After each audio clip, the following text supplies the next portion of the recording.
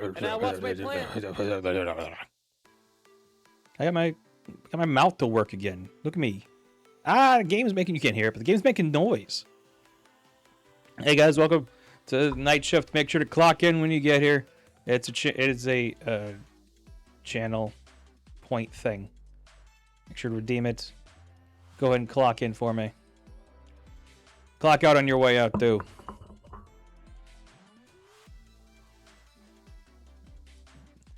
I'm gonna just go straight to the game because it's already making noises at me. Hold on.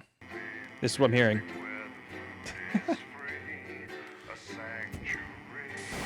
Good evening, I'm Megan Wolf. And I'm Jeremy Jones. Our main headlines tonight. Clock the fuck in. Make sure you get paid for this. Profile name. Night Shift.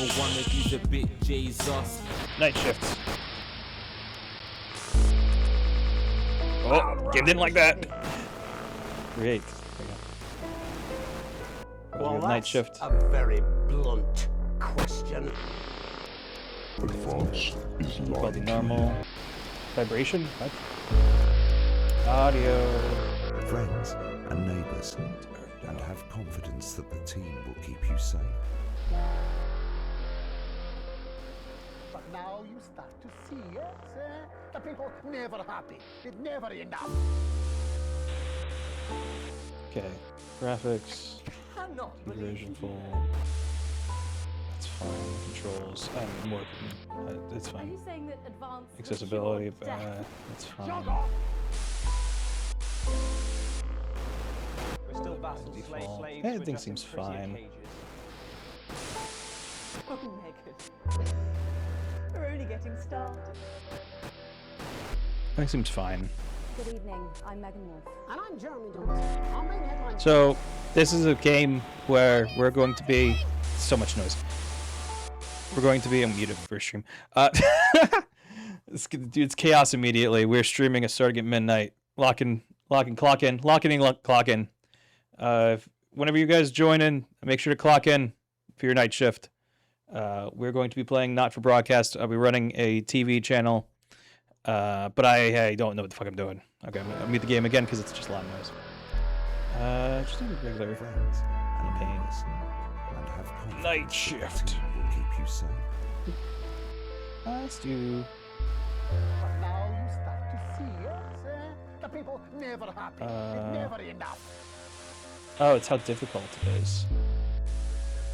How's experience non-broadcast mechanics and viewer ratings provide a reasonable challenge? Are you saying that advanced have cured death? I'll do intern, sure.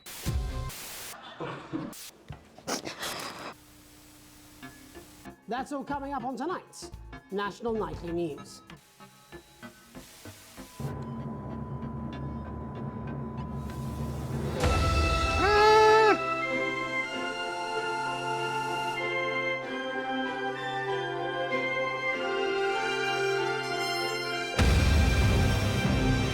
Not for broadcast.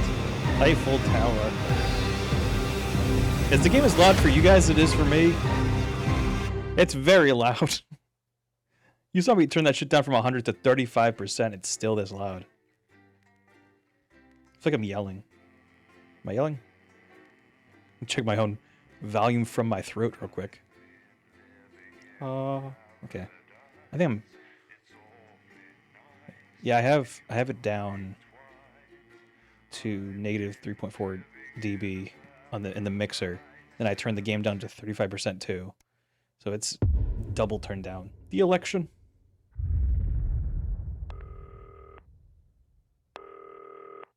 Phone. Turn. Oh fuck! I'm in control. Hi David, I have a call for you. I'm just putting it through. All right, Okay. mate. Dave here.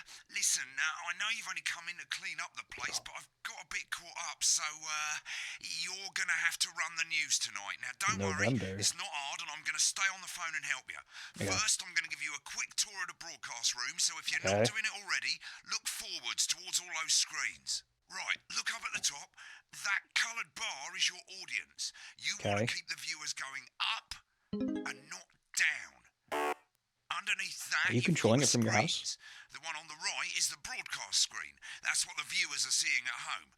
It's only a couple of seconds behind the master screen there in the middle. Master's That's the badger. one you control. Now the 4 small screens on the left show the different signals coming from the studio, and you can choose between them using the numbered buttons on the vision mixer at the bottom left. Okay. Don't worry, I'll talk you through it and you'll pick it up in no time. Now, have a look to your left. These plugs control everything in the studio. I've left them set up for you, so provided you haven't fiddled with them, all you have to do now is throw the master trip switch and we're in business. Once you've got the power on, face the front again. You can see on the broadcast screen that we're in the end titles for the show before us. Fortunately, they go on for fucking ages, so there's plenty of time for me to explain... Oh, right, okay, they're over, so we haven't got long now till the broadcast. Right, quickly, mate, look down under the desk. You can see a load of videotapes on the left. They're your adverts. Pick any 3 and load them into the machines on the right. When you've done that, look up to the front. Crazy Neil. My Salad Weekly. Okay. Right, the tapes are loaded and we're all ready for when we get to the first ad break. That's great. Any second now, you should be getting a signal through from the studio. Okay. Stay on your toes, mate. It's Toes? I'm sitting election down. night, so all eyes are on this room. We do not want to get fired. Okay. I'm not blocking. When you get the signal, There's some buttons that are locked over here underneath my head, so it should be fine. Prawn and mayonnaise? You know seafood makes me go out in pustules. Yeah, I thought it might increase our viewing figures. Every day. You offer me prawns every day. 10 seconds, everybody. It's how I show love. You're trying to kill me. And yet you persist. Going in 5, 4. But now, it's time to join Jeremy Donaldson. Good evening. I'm Jeremy Donaldson. Our main stories tonight. Okay, we're all good. Next is going to be the throw to the news titles on screen 2. There'll be a countdown, but I'll count you in as well. Just relax, mate. It's all gravy. Okay. Honest It's all man gravy. is totally independent and corners the flowered market. Top chat. Sports fans everywhere celebrate as popular footballer Johnny Hamsleeves wins Sports Personality of the Year. And a spoonful of sugar. Megan will be chatting with movie star Lawrence Blunderclatch about his new movie, The Medicated. And, of course, we'll be going live to Advance headquarters to hear what the leaders of this federal party have to say on their historic... Right, button 2, a bit early there, mate. National Nightly News. Next thing is to throw back to Jeremy with button 1 when that globe in the middle shrinks down and vanishes. Okay.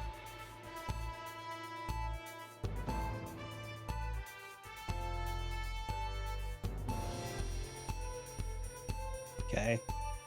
Oh, I'm so tense. News. Here it comes. Switch to screen 1. Now, lovely, mate. But first, the votes are in and it's a decisive win for Advance. We often get a bit of interference around this time, mate. Keep your eye on the machine at the bottom right. Use that slider that's flashing or your scroll wheel to move the wave up and down, keeping the green bit in the white bit. But critics have accused him of a severe lack of actual policies and of being Okay, deliberately... you can still see it, so we're good. The opposition parties have all conceded defeat to Advance's overwhelming mandate, but have yet to appear publicly. However, former Home Secretary... Right, it's going well. All you've got to do now is play the advert at the end of the segment. Make sure you don't play it too early or we'll all get fired. Now the clock at the top is counting you down to the advert. When it reaches 0, press one of the 3 play ad buttons over there at the bottom right. I normally play the first one at the first break and so on, but you can play them in any order you want. You can't see it under my head, but there's like 3 buttons over here. On the clock. Okay, 5, 4, 3, 2, 1. Advert. 1 minute back, everybody. Jeremy, I need you to fill after the ads. What? Why? Wanker Snatch is running late. I thought I'd ask him about the election. Personally, I wouldn't try to confuse him with any big words. I'm not fat, you Policy are. news with you. I thought that was our little secret. That's all right. He doesn't remember anything I tell him. I'm deeply uncomfortable with your burgeoning friendship. Love you too. Yeah. Wicked. We've made it to the first ad break. You're doing great, mate. But this is where it starts getting a bit trickier. This next sequence is what we call a multicam sequence, because you're going to be cutting between multiple cameras to keep things interesting. A lot of it's down to personal taste, but here's 3 good rules of thumb. 1. Try and keep the shot on whoever is doing the talking. 2. Don't stay on the same shot for too long, 10 seconds at the most. So if you're on the person who's talking, try and throw in the odd reaction shot or pull out to the wide shot for a bit just to keep it interesting. 3, don't stay on reaction shots for too long. A couple of seconds is usually enough. Then the audience want to see who's doing the talking, yeah? Stick to these rules and you'll be fine. It's not as complicated as it sounds. You've seen programs on television, haven't you? Make it look like those. Might as well get screen 1 selected now. No need to wait for the broadcast to start. Try and stay ahead, mate. Quiet in the studio. Thank you so much. 10 seconds, everybody. With Johnny Hamsley. Going in 5, 4, 3. Welcome back to the National Nightly News. Later, we'll be hearing from shock election winners Advance.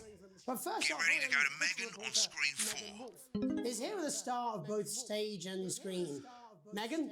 Thank you, Jeremy. Megan Wolfe, culture correspondent. And today I have a guest who starred in everything from Shakespeare Right, to go to Blunderclatch on screen 3 when she says his name. By none other than Lawrence Blunderclatch. Thank you so much for coming on. Oh, my dear. Go to 3, go to 3. I tell you, that being with you here today is among Switch to 2 for the wide now. May I say, having you here with us is among ours. Right, now just try and stay on whoever's talking. Your latest movie, which is called The Medicated. The Medicated, yes. Wow, what was that like? Well, as I said to Peter at the Rat, that's Peter Jensen, the director. Give us a look at Megan's reaction. Lovely. Now back to Thunder Twat. I've worked with him on several movies, all terribly successful. I said to Peter, what a wild ride this has been. And you know what, Megan? I really meant that. Wow, that is fantastic. And am I right in saying that the character you play in this movie is quite an academic one? Absolutely right. A scientist. Was that a challenge at all? What exactly are you implying? But seriously, yes, you're right. It was a complete departure from my last starring role when I played Sergeant Brock Rockman in Bullet Man. You'll remember that that was the true story of one soldier's fight for a love that surpasses all others. A love, of course, for freedom. I think it's grossed over $1 billion, but honestly, who's counting? It's a role that saw you scoop 2 Best Actor awards, if I remember correctly. It's so sweet of you to mention it, but I really am not in it for the awards. I got this locked down, Those dudes. 3 little I got this statues fucking will take locked. place on my mantelpiece. With all the others, I'm sure.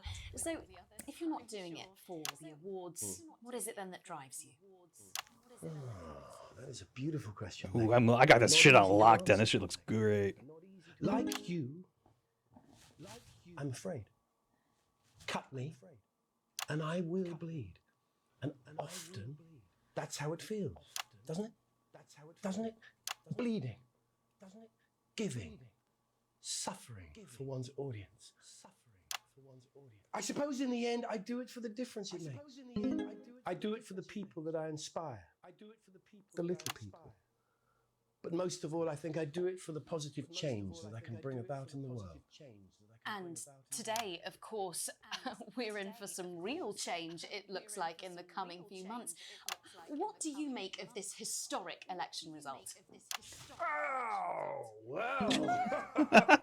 Well, now you're asking. Historic election result. Indeed. Historic is the word. Well, it's difficult, isn't it? Very difficult. But I think I've always been quite clear that when it comes to politics, one should always strive to not fuck things up. Shit, he swore. Oh, well, don't worry, he won't do it again. Sorry, I said fuck. Shit, he did it again. Okay, don't panic. I'll explain how to deal with swearing at the break. Medicated, which opens next week. Right, they've swapped the shot of Jeremy on screen 1 for a VT of the movie clip.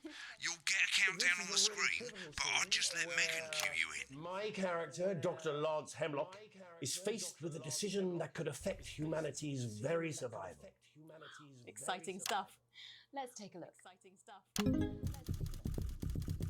Cool, looks like Blunderclatch is losing it in the studio, but we ain't got time. Jesus for Christ. that. It's There's more over there. interference coming. It's a bit trickier this time, mate.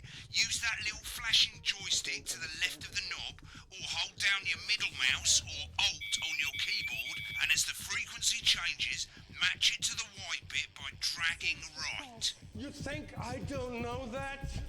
Now we're going to squash the frequency back by dragging left. No, Liz, we mustn't. Think of Carol. That's Dr. Lance to you, Miss Flanagan. Guess it's fine now. Jubbly, mate. For you, baby. Next, we're going to change the amplitude.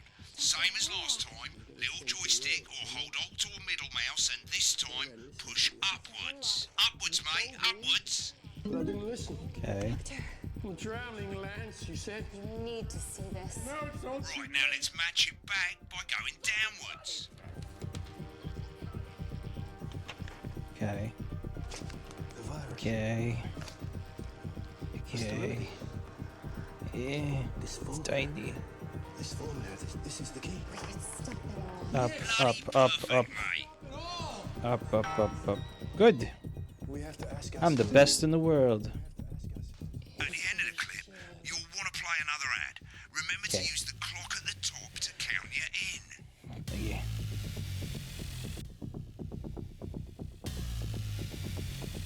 Staring at me. Staring at me. Do you think he's staring at my teeth?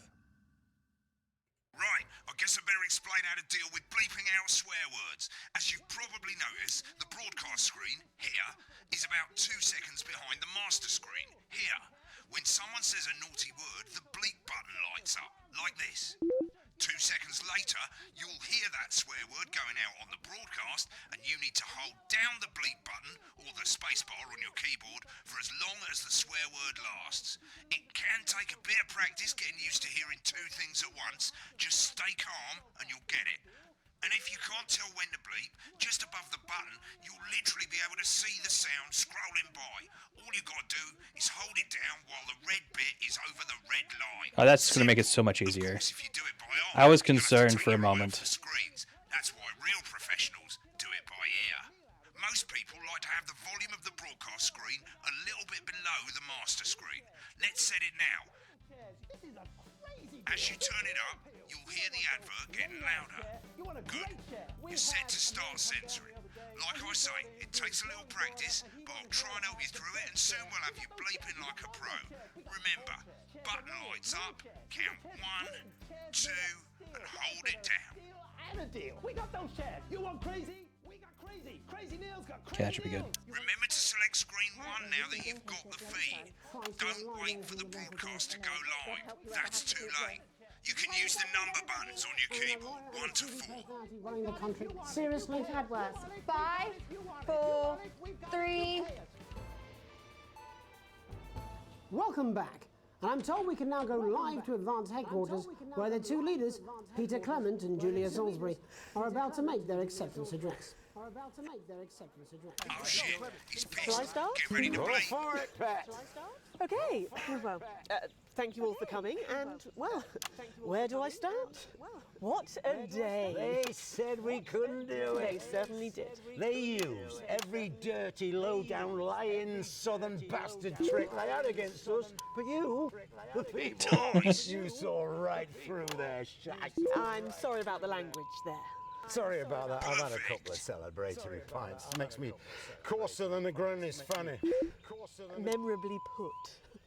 Hold it down a bit Let's be longer, honest, mate. who can blame You shut up. I got it celebrate? bleeped. It's all that matters. Throughout the campaign, you've heard us say that Advance are not a political party.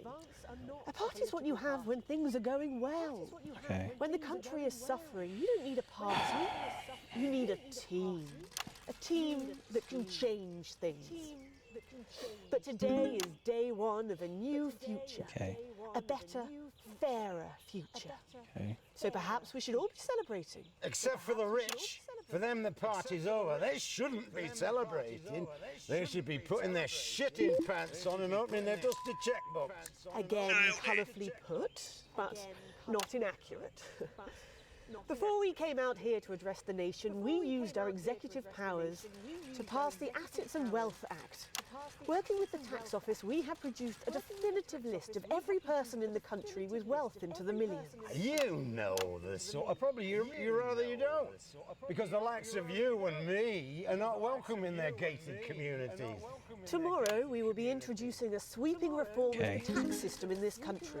I'm sorry if I go quiet during this. I'm trying to focus. Trust funds or creative accounting. A simpler, fairer, I might use the space. set of tax laws. So, all you bastard public school snobs have got nowhere to hide. And earlier today, we revoked your passports. You want them back? You want to leave like you threatened before the election? That's fine. But first, that was really good right there. You're gonna pay it back. Advance are going to turn this country from a nation of warring individuals into a team. To properly fund health and education. To raise the living standards of us all. The pundits said we'd have to raise billions. But you'll see when we've reclaimed what's ours, that's absolute ferret shite. So to you posh twats. The people who pay you a pittance to serve them drinks in their private clubs. The people whose children you raise. So they've got time to get even fucking richer. Advance have this to say to you. It ends today. We are coming for your sports cars and your mansions and your vineyards. It ends today. We will put the wealth of this country back where it should have always been. In the hands of the people who created it. It ends today. Yes, it ends today. And tomorrow, we'll start making it fair again. Just like we promised we would. And until then, ladies and gents, I suggest we all get pissed. I can't argue with that. Thank you for your time. Well, an interesting acceptance speech there from the leaders of Advance. And our apologies for the fruity language. Hopefully we got that bleeped out for you in time. I get it, because he's... Someone's going to be in trouble. So, as the country... I got it. Yeah. That's all from us this evening at the National Nightly News. We'll be back tomorrow with full coverage of the first day under Advance. I'm Jeremy Donaldson.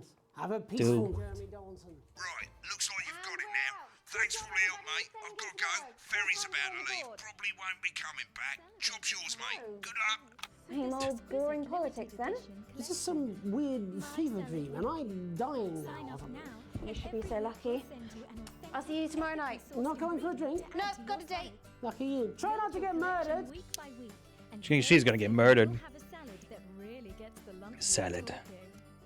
From tomatoes and oils to leafy greens and lovely grains, this really is the complete collection. Really like the salad. Every issue also comes with a companion magazine that explores the history of the art form. From the I'm just looking at the salad.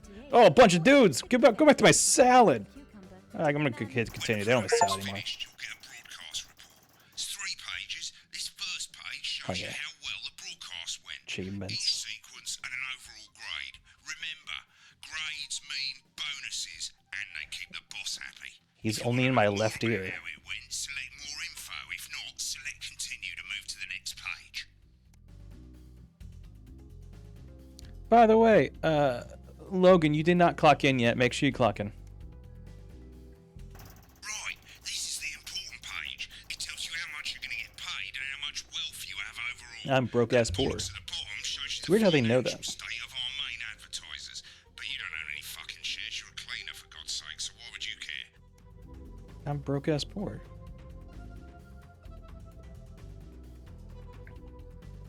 So those who are joining us, make sure to clock in for your night shift. It's in the channel. It's the channel point redeems 5 points. Make sure to clock in for your shift today. Go down to Andrews, click on him, and redeem. Clock in for night shift. Make sure to clock in, everybody. I don't want to have to clock everybody in once the shift's over, please. So make sure you clock when you get here. This is the last page, and it tells you the state of the world, tells you how well the government's doing, and down the bottom there, this one's important, tells you what Channel 1 currently thinks of you. In other words, what the boss thinks. All right, Logan's clocked in. We're good. They heart. Got 1 heart. 1 heart.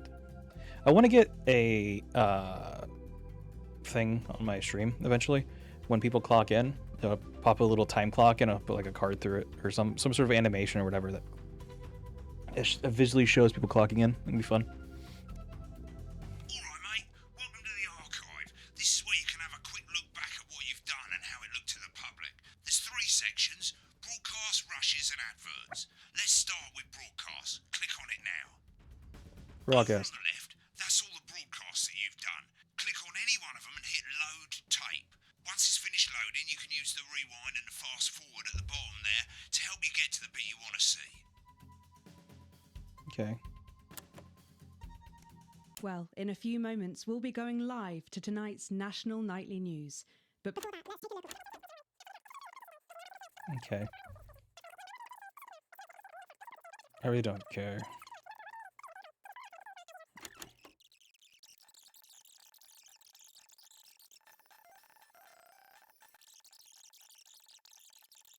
I don't see how I fucked up. God, I love this ad.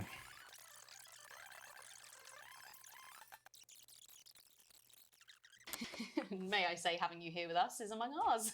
Bless you. So you've just finished filming your latest movie, which is called The Medicated. The Medicated, yes. Wow, what was that like? Well, as I said, I've kind of jumped back and forth a little too much, but whatever. Doesn't matter. Click on rushes and let's have a look at those. Right, this is the rushes room. It's pretty simple. The 4 screens you can see, they're going to show you the 4 signals you got from the studio during the actual broadcast. Difference is you can mute any combination of them so you can have a listen to the stuff you weren't allowed to show. Select the broadcast and give it a go. And when you're done listening to the backstage secrets, hit back.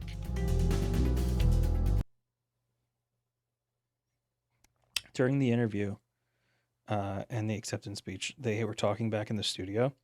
So I'm going to go play those. These aren't my cards. Please tell me these aren't my cards. No, they're the right ones, apparently. But this gives me nothing, Jenny. They must see that. I know. I think they think he won't have anything to say. Oh, for God's sake, come on. It's a huge day. He's not an... Absolute bonehead. I don't care, Rob. I'm not doing it. I agreed to do 1 beastly interview a day. I made that completely clear when we started. Check my contract. Hi, I'm Megan. Oh, piss off. You're on thin, bloody ice, Rob. Whole wheat, man. Whole wheat. We're coming back from the break. Quiet in the studio. Thank you so much. For... 10 seconds, everybody. Dick. Going in 5, 4, 3. Welcome back to the National Nightly News. Later we'll be hearing from Stock Election winners Advance. But first up, our own culture reporter, Megan Wolf, is here to star both stage and screen. Megan, thank you, Jeremy. Megan Wolf, culture correspondent. And today I have a guest who starred in everything from Shakespeare to the Shotbot films. I'm very excited to be joined today. Let's get all the way to It really is. the end bit when he starts losing it. Okay. Let's get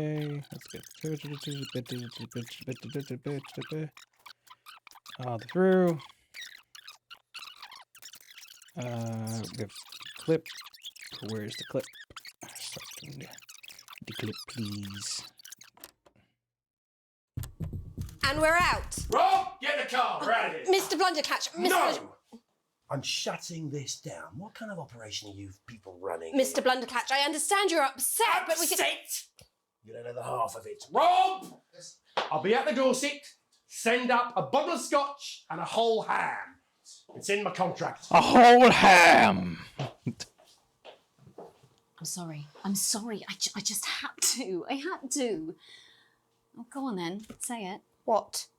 I told you so. Your hair looked nice. See, this is why you're single. How is that why she's... What? Me when my dick fall out?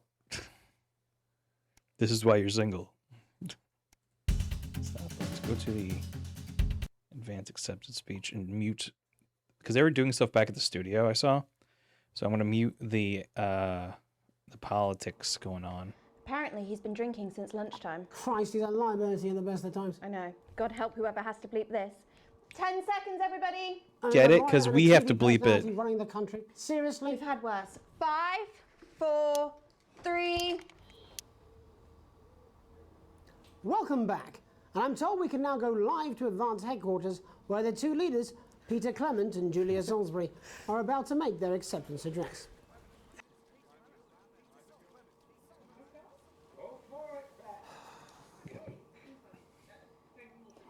So we're not watching these guys anymore. We're watching these guys in the studio. Do you think they were improvising here, or do you think they were scripted? It's very green.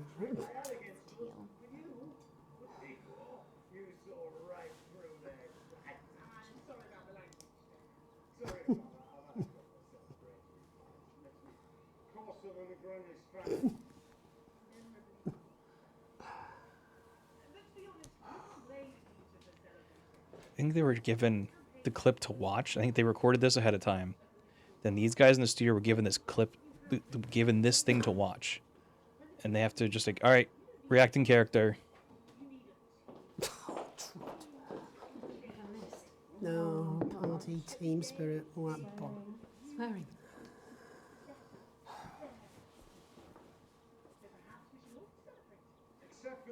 Thank you. We're watching people watch something. It's like a reaction channel, but we don't.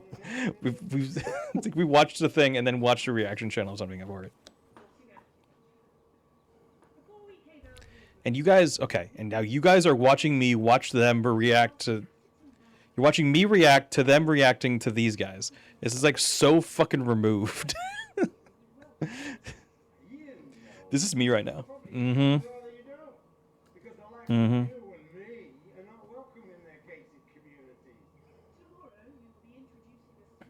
They look disheartened. I mean, I'm watching hentai. You can't call me that.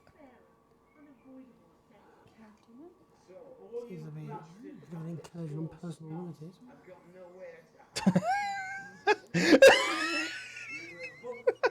Just this small. Whoa, Seems now that is serious. They took away. Yeah, stopping people moving. That is outrageous. Whoever and whatever they are, they can't do that. They're just.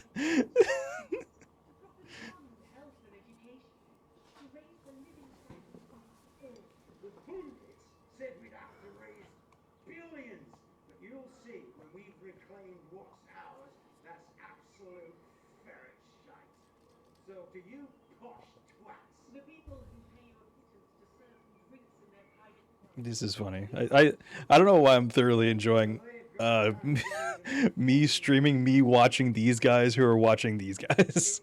I don't. This is very funny to me. Mm-hmm. Yes, you're on the side.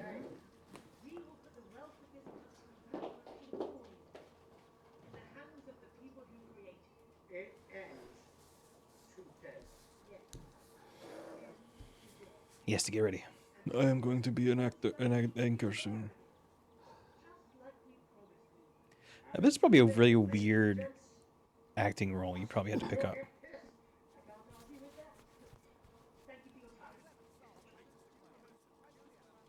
You know what I mean?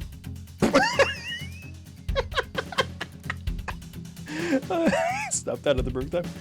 Okay. And let's keep going. Let's move on to the next one. Oh, it's funny. So what I'm going to try to do, whenever I have to bleep, I'm trying to use spacebar.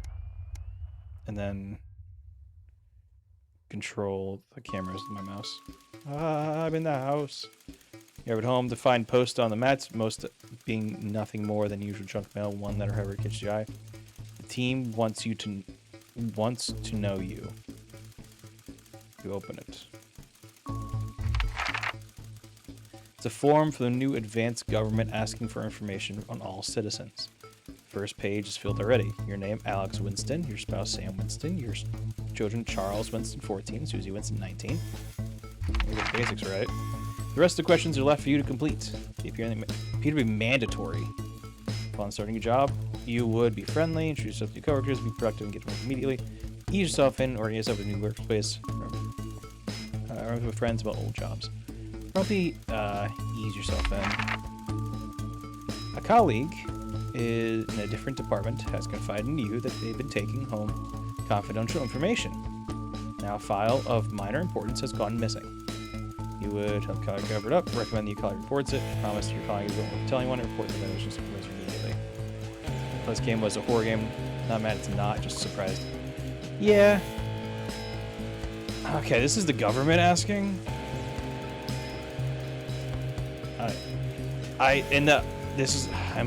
Government makes me nervous. So I may just lie. Say I'm a fucking narc or whatever. The entire department was fired today for consistent underperformance. Your boss has put in place new targets that are specifically higher than previous ones. You would leave work on time, stay late to ensure you hit the first deadline, leave work early and head to the pub to chat about the changes with colleagues. Leave work early and head home to see your family. Stay late.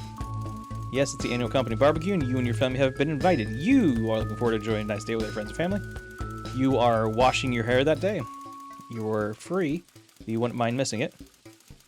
You would go if you're free, but you don't want to miss it. You've been practicing with your coworkers and think you'll win the talent contest this year. I'll be washing my hair that day.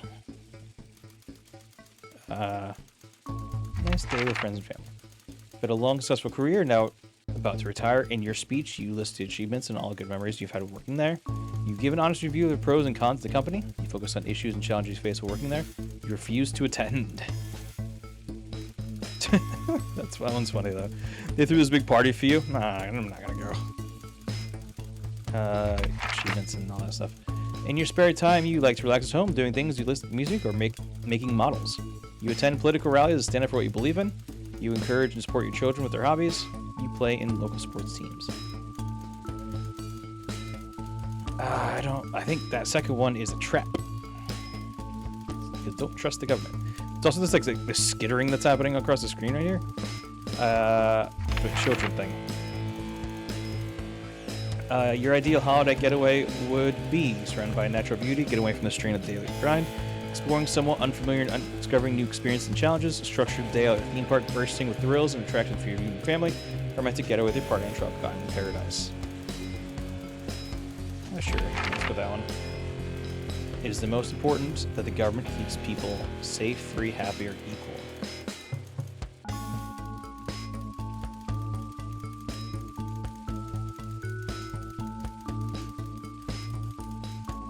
I think a lot of these are this is just a very, very broad statement that, like, a lot of the, like, I'll only be happy if I'm safe, you know what I mean? Like, I'll only be happy if I'm free. If I'm safe, like, but sometimes being safe isn't necessarily being free or equal. And just because I'm happy doesn't mean I'm equal to others. So these just like, I don't know. Some of these overlap. Some of them are very different. I'm only happy if I'm equal with others, but at the same time, I'm like, yeah, this one's tough. Keeping these very, I think, safe would be fine. Because if you're not safe, you can't really be the other ones. You know what I mean? Yeah, I'm gonna go with that one. Sure. Your version of Mr. Time has been brought up for sure. So anyway, make this a family matter. Oh my god, am I gonna go back to the TV station? It's late. Sam and the kids have gone to bed. You're just drying up a favorite coffee cup, a worn-out souvenir of your first trip together. Prince faded, but the goofy face still makes you smile. A knock on the window. Is Chris, Sam's sibling. As soon as you let them in, they sit at the table visibly stressed. Takes a deep breath. I'm sorry for bursting in late, Alex. Stammers, but I need a favor, and the only one I can ask. You okay? Should I go get Sam? No need to worry, Sam. It's you I came to see. I just need 2 minutes. Have you heard about Assets and Wealth Act? I literally work in news, Chris. Chris's fist bangs the table. He does what to the table? Oh, man. I know this was like a mature game, but fuck, dude. God damn. They're taking this bullshit. They're taking whatever they want and distributing it as they see fit. The government shouldn't. No government should have that power. I can't believe they're actually getting away with it. Madness. That's why I need your help. Do I get a feeling I'm not gonna like this?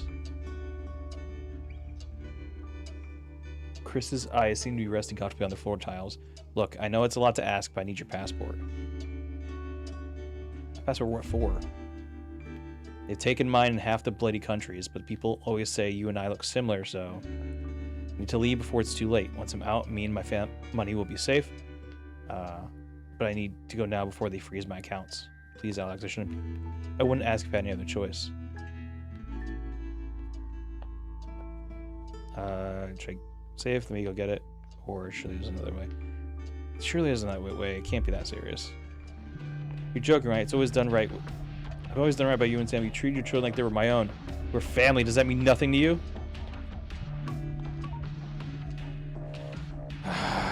Okay. Do I go get the passport? Or do I tell them to no? This is fucking tough. Real questions in this goddamn broadcast game.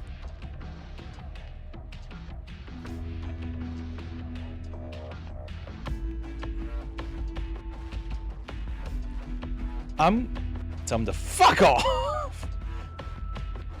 My thought is if I gave it to them, they're not gonna have this option. But like, you can play dumb. Like, I'll let you have it, but if they find you and they come to me and say he used your passport, I'm like, I could play dumb as if he stole it from me. I didn't know it was gone. I could do that. I don't think they're gonna let me do that. It's a game, but I could.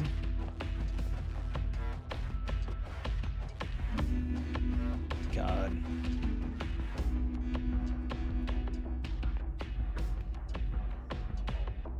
Man, this is a big ask of me, dude.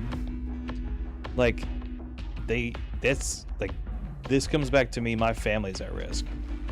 I know you're my family and all, but like, I gotta think, I've got kids, dude. I got fucking kids. Can't help you, man, I'm sorry. Fine, I'll solve this myself, Chris spits. So much for family loyalty, huh? Having the neon fluorescent suitcase, Chris disappears in the night. Go back to the dishes. Picking up Sam's cup again. Peeling face now seems to bore into you. Not in your stomach tightens.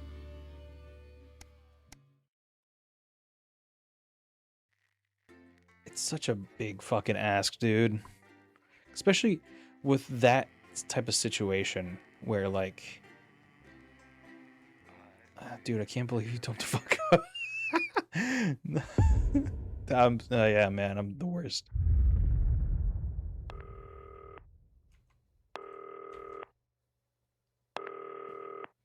November. Alright,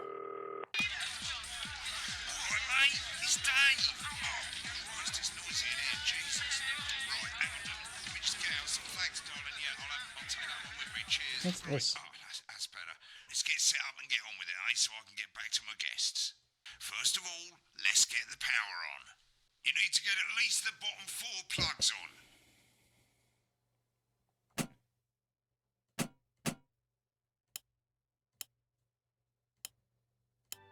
Right, let's load up the adverts. You might want to have a bit of a think about it. Your decisions have consequences, don't they? Should we play this? Is this toy safe?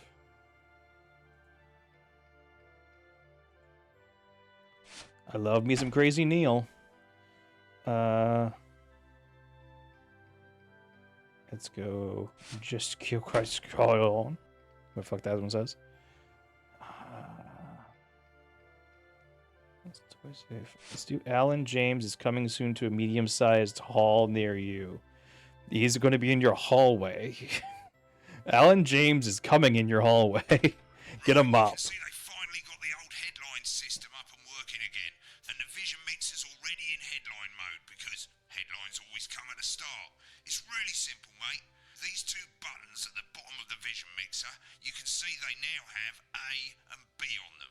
And they're to help you pick image A on the left bottom screen here, or image B on the right bottom screen here. It's really simple. Okay. This little clock here will count down the number of seconds you have to make your decision. Now, you're in auto headline mode, so if you don't bother to pick a photo before that clock runs out, the machine's just going to pick one at random for you.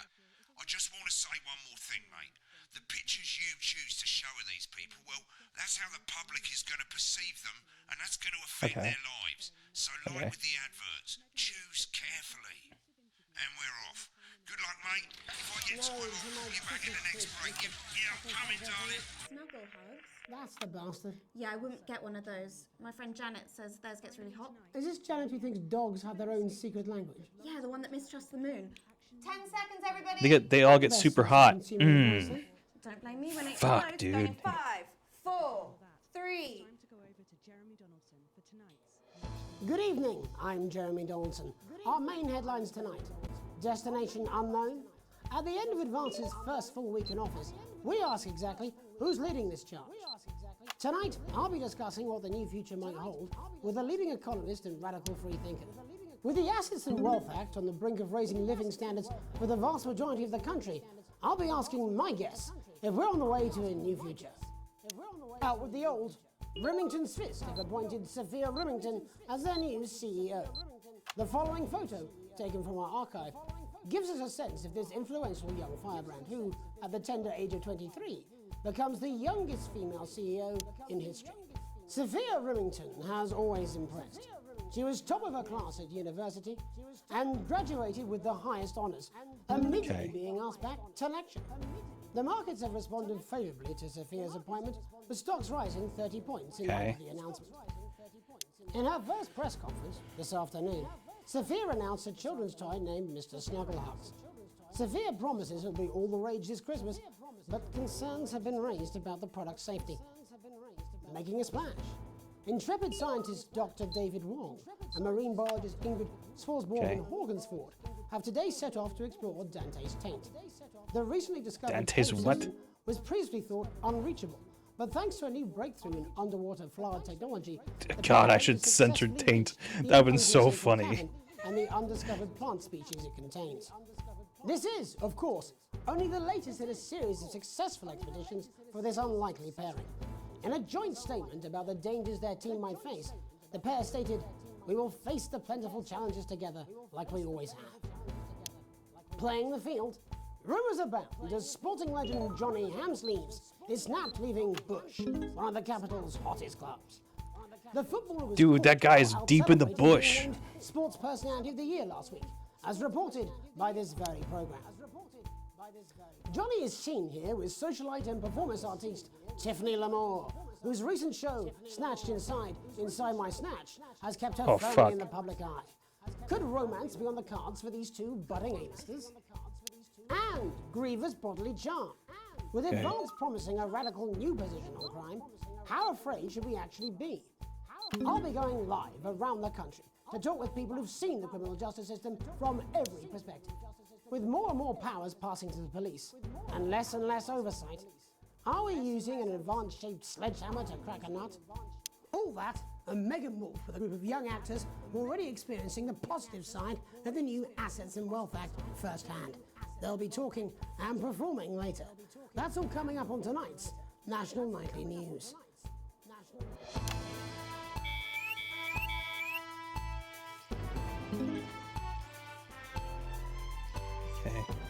Okay.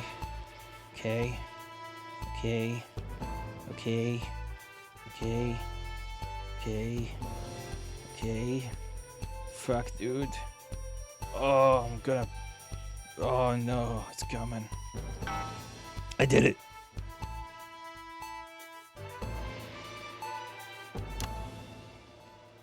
In the wake of the government's swift enactment of the Assets and Wealth Act, we're talking about Advance's first week in office and what the new future holds.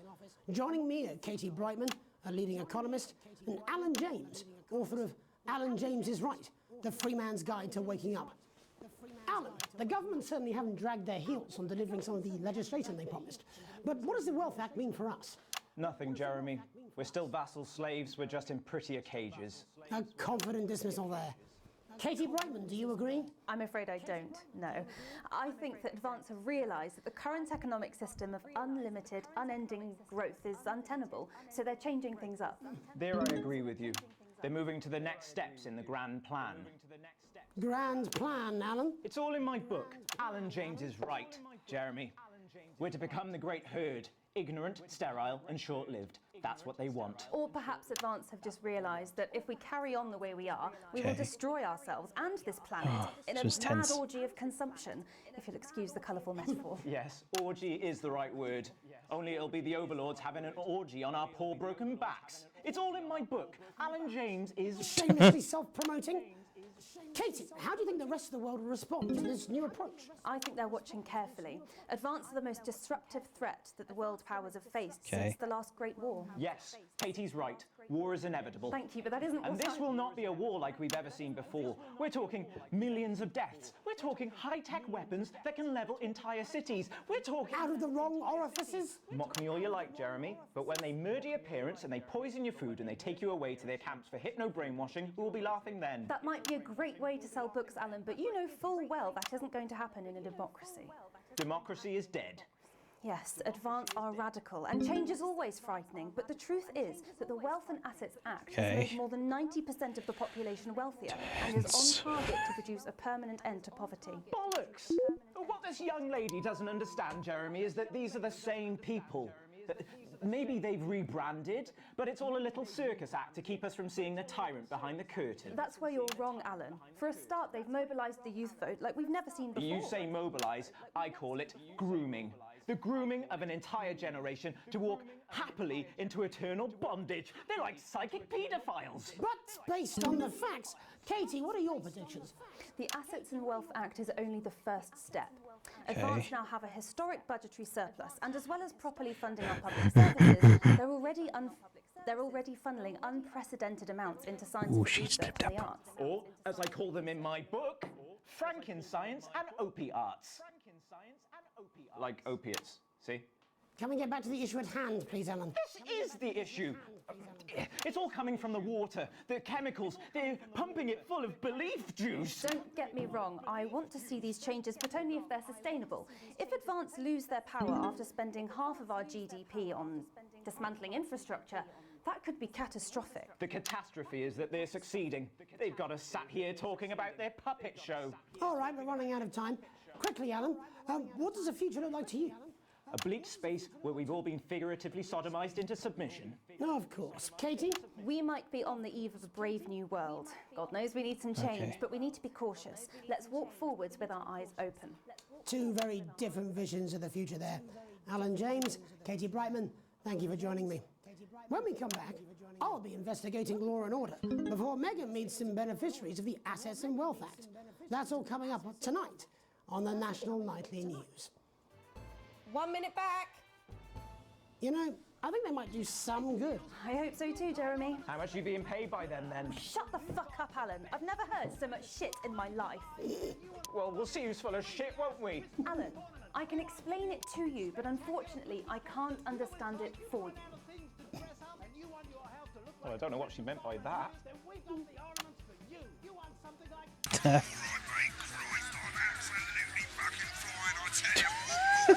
Actually, fuck it, I don't care, I hate the fucking news. Oh, bloody hell, I love this tune, though. Alright, mate, see you later, bye! Shit, you will. She's good. You know she is. I've said I've got a word in, that's all I can do. 10 seconds, everybody. Little JD scared of the big bad country with butter. If that sticks, I'll destroy you. 5, 4, 3. His hair's a little fucked. Welcome back. In our second segment, we're going to be taking a deep dive into the state of law and order in our country. Advance have already tasked what they are calling a solutions team to move this serious social problem to the top of the list. Tonight, we go behind the headlines to meet the people who live with the criminal justice system every day of their lives. First up, we have Gregory Judge, a lawyer who sees the problems close up on the front line. You nervous? Can you hear me, Gregory? Yes, I've got you, Jeremy. Thanks for having me. What's it like on the front line of the hard face of the cold hand of justice?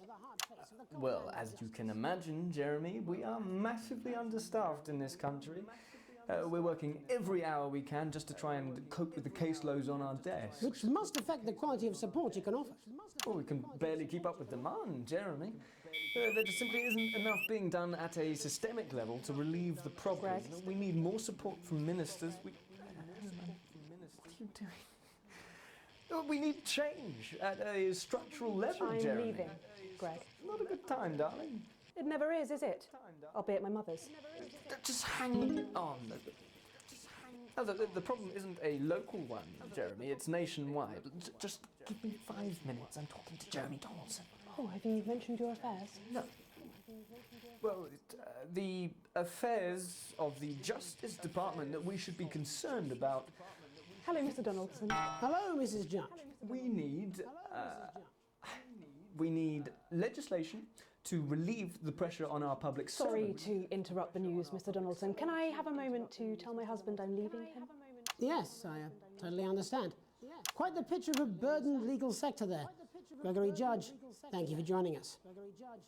Next, I'm joined by Police Chief Constable Bob Peel, a man with a very different perspective on our nation's crime. Do you think there's a problem with the system, Bob? I'm sure we all do, Jeremy. I'm sure we all long for a return to the days when you could safely walk the streets of your community at night, looking in through windows and generally enjoying your neighbours without the risk of being terrorised by some thug with a knife. Or kosh. So you feel the streets simply aren't safe anymore? Where have we gone wrong, Bob? Well, that's not a simple question, Jeremy, but I think it all comes down to moral decay. Okay. We've diluted our culture and lost touch with what it means to be a citizen of this once great country. Also, as the vicar noted in Sunday's sermon, we probably shouldn't have banned hanging. And to what do you attribute this moral decay? Foreigners, gays and gypsies mainly. It's all in the Bible. Look, Leviticus clearly Oh. states that... Oh, bugger, hang on a moment. Jeremy, your bloody gimp's escaped. Delia, could you give me a little help, please, dear? Oh my God. As I was saying, Oh my God. Jesus didn't like immigrants much, did he? And just to be clear, you think it's the immigrants who are responsible for the moral decay? Absolutely, Jeremy. Back in your box, Clive. Back in your box. Delia, I really could use a little help with this. Oh, sorry, darling. I was spaying the badgers. Yes, I'm talking to Jeremy Donaldson. Clive, could you put him back in the box? Oh, Clive, you know it's Wednesday. You go back in your gimp space. And Off you go. whose responsibility is it to make a change, Bob? Well, it is certainly not the responsibility of the decent, good, white people of Darling, this... where's the padlock? Oh, hold on just a moment. Oh, Clive, this simply won't do. Naughty, naughty, naughty boy. Mummy said... Clive, I am not having this again. Mummy said get back in your gimp space. No! Naughty! You beast, Clive! As I was saying, Jeremy, moral decay. Crime is the responsibility of the criminal, no one else. Look, everyone has a sob story, but we don't all end up as barbarians, do we? Look, when our daughter Alice comes home with an A-, does she go on a killing spree? No, she takes 3 of her pills and hides under the stairs like a normal child. Thank you, Bob. Bob Peel there, really locking down the police's position on morality for us. And finally tonight, hopefully uninterrupted, it's time to get to the heart of the matter. Tony Dawson has recently been released from prison after serving 3 years for aggravated assault, burglary and menacing a swan. He's agreed to talk to us today. Menacing a swan. I believe his birthday. Many happy returns, Tony. Cheers, Jez. Call me Titwank Tony. Everybody else does. No, I'm not going to be doing that. Can you tell us what it's like in prison, Tony? Titwank Tony.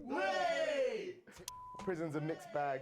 Structure's quite nice, but it's a constant battle against institutionalisation, as you can imagine.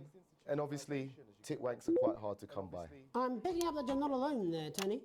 Titwank Tony. Yeah, sorry, my friends are throwing me a surprise party. Good bunch of lads. Okay, well, we're trying to let you get back to that party as soon as possible. First, let me ask you this.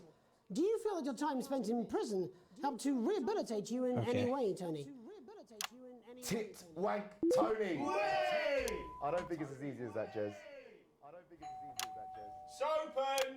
Yeah, I think asking that is an oversimplification. It sounds like it's getting quite busy there, Tony, but let's try and soldier on. Since leaving custody, have you been able to find a new job? Yeah, all the boys Actually, are just over Big there. Chris, Little Chris, and Vampire Chris. This one's, yeah? Yep. One sec, love. Tony's on the news. Rehabilitation's difficult with the current system, Jez. It's just not set up for it, you know? It's inherently unjust. So, do you feel tempted to... I'm sorry, who's this now? You are joking. Chrissy Freebollocks has only got Mr. Fancy, oh. Not now, fellas, I'm on the news. It seems like we've caught you at a bad time. The little boy? Oh, I can't really hear you, mate. It's getting a bit busy here. Jesus. Yes, we seem to be losing the signal here, Tony. Fucking way, lad. Believe that. Well, we're just trying to get that signal back. I think we... Yes, Tony? Tony, I mean, we were literally away for 2 seconds. How has this happened, Tony? Can you hear me?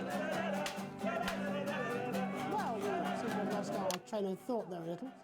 Hopefully you, the viewer at home, have managed to glean a broader understanding of the serious and complex issues around law and order. After the break, Megan will be live with some plucky young thespians. Don't go away. We'll be back after these messages. 1 minute back, everybody. That went well. Mate, I ain't got long and I'm quite drunk. It's been a great night. In this next section, there's a bit of music. If you edit in time with the music, you can see the result on the Vision mixer, and the public will love that. Don't worry if you don't know, you won't get punished for it or nothing. Just try and stay in the groove. Also, one last tip, when the music starts, turn down the broadcast volume. Right, enjoy the music bit. God, I love music. God, I'm so pissed. I think I might go and throw up in a bit. I'm sure he's on his way. Come on, it's welcome back. How hard can it be? This is on you. 10 seconds, everybody. We're going to open on Megan. Camera 2. Going in 5, 4, 3. Welcome's Black. I'm Megan Wolfe, and on tonight's Culture Spot, I'll be chatting with one of the first beneficiaries of the Assets and Wealth Act, a team of inspiring young people from Scritchford Sixth Form College who today received a grant from Advance to take their play, Hey, Friendship, on a tour of local secondary schools. Welcome to you all. Well, let's start with you two, Harriet and Charlotte Winstanley-Hamilton. Girls, you must be thrilled. We are, Megan. We're overwhelmed, to be honest. And I believe you two are sisters, is that right? Yes, Charlotte's my oldest. I'm the older, more popular one. Only joking. Harriet and Trey were really the ones who came up with the whole idea. So, Harry and I were shooting the breeze in the cafeteria, and I said, hey, let's actually do something. So I went to look for a drama teacher. But she'd been laid off due to budget cuts. Fortunately, I directed a pantomime when I was at university, so I knew the ropes, as it were. Oh, right, yes, but you're the maths teacher, aren't you? Yes, that's me, Jeff Algebra, maths teacher. Maths is really important. Jeff Algebra. Maths is really important. Yeah, thanks, Steve. As is theatre. It's one of the oldest art forms in history, Aristotle. I just think that when we travel around all these problem schools and the poor kids see us, they say, hey, I really want to be like those attractive kids. And that's a very beautiful and powerful thing. We touch our audiences and they touch us right back. I suppose with a surname like Algebra, there was really only one choice of career for me. Yeah. My wife, Angela, and I, we often laugh about it. Angela Algebra. Yes. We just want to bring a bit of song and joy into people's lives. And teach people Her response was funnier than all these fucking lines. play are what really matter. And I think you're going to be showing us an extract from this play, aren't you? That's right. To put into context, I play a young first year who's having some troubles at school. Her character doesn't actually have a name, yeah, because in a way she's like all of us. It's like a metaphor. Maybe she's you at home, or like, maybe she's you, Megan. Maths is really important. Yeah, thanks, Steve. Put it in, coach. Yes, thanks, Steve. Right, well, I'm going to have a little chat with your teacher while you run off and get ready. I can't wait to see it. That's it, that way. So, Jeff, when did you first hear about the grant? 2 days ago.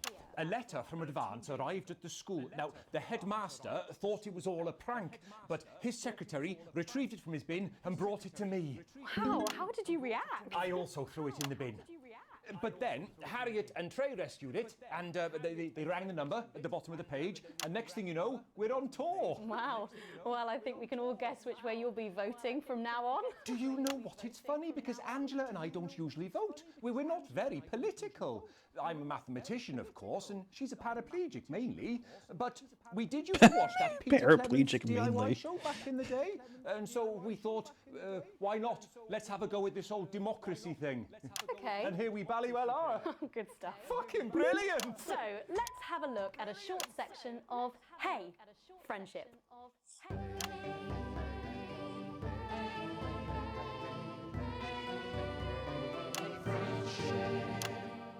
Dear Diary, I'm not sure I can take another day at this school. Another day of tears. Tears. Another day of fears.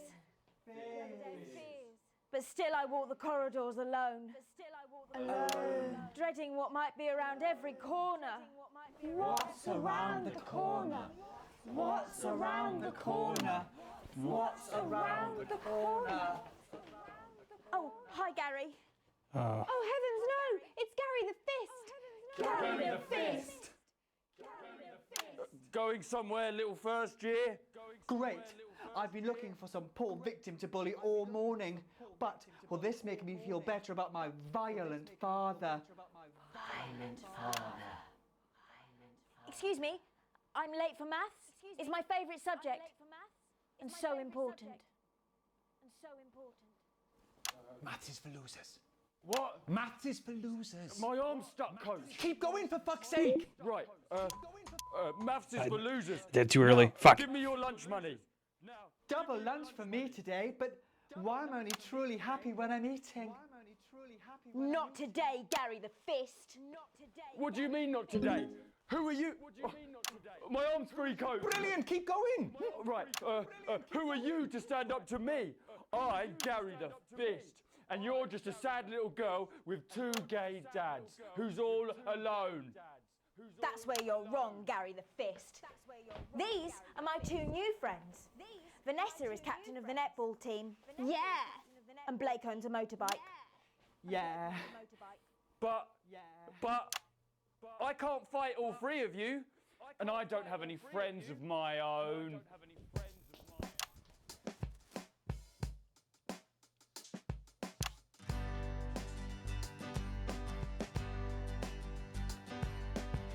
Take a look at me. Take a little look at my face. I could be you. She could be you. And you could be me. Or you could be me. Life can be peachy keen if you work as a team. It's my choice to be made. So stop now, make a different choice. Listen to that inner voice. Oh God. Hey, listen up, I won't take no crap. Who said middle class girls can't rap? I ain't afraid of Oh, your jeez. cool lads. I'm a mother-loving rebel, but I still love maths.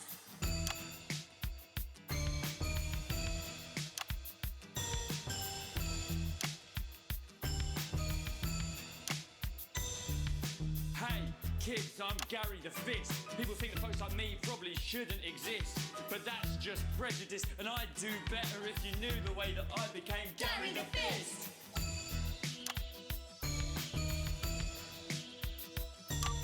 I grew up on a council estate. The park was hip, but the flats weren't great. My dad used to come home drunk and late, and he'd hit my mum, and for dinner he had to wait. Oh, where's my dinner? It's not ready. Oh, where's my dinner? Oh jeez. Don't make me ask you again. Hitting women is wrong. I guess life's pretty hard on a council estate. Life's pretty hard on a council estate. Life's pretty hard on a council estate. Life's pretty hard on a council estate. Life's pretty hard on a council estate.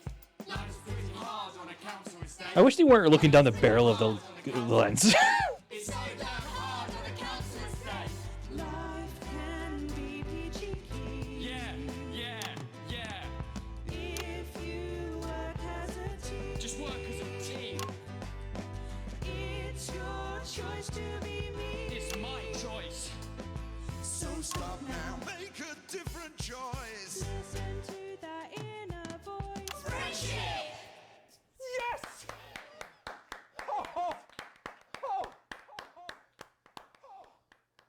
Well, thankfully that's all we have time for tonight on the National Nightly News. Join us tomorrow night for all the headlines from across the country. My name's Jeremy Donaldson. Have a peaceful night. And we're out. Oh, that was brilliant! What the literal fuck was that? I believe that was art. What the literal fuck was that? But doesn't make it so. I have a similar belief about an adequate paycheck. Oh, someone please get these twats out of my studio. Woo! I did fantastic. Obviously, look at me. I was made to be on television. Made to be behind a television. I am not on television. I am behind a television. I'm not broke as poor. I'm not worrying that. I'm a little less poor now. Fuck, the world's getting worse. I want a clip of me saying that, actually, and just play that whenever something bad happens in the world. Just fuck, the world's getting worse. I don't think there was a section where I didn't hear them talk about a thing. I think I got all of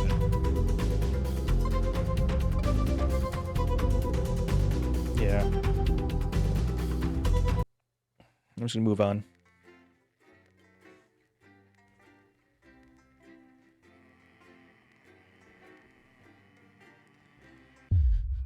Day 8? No, day 15.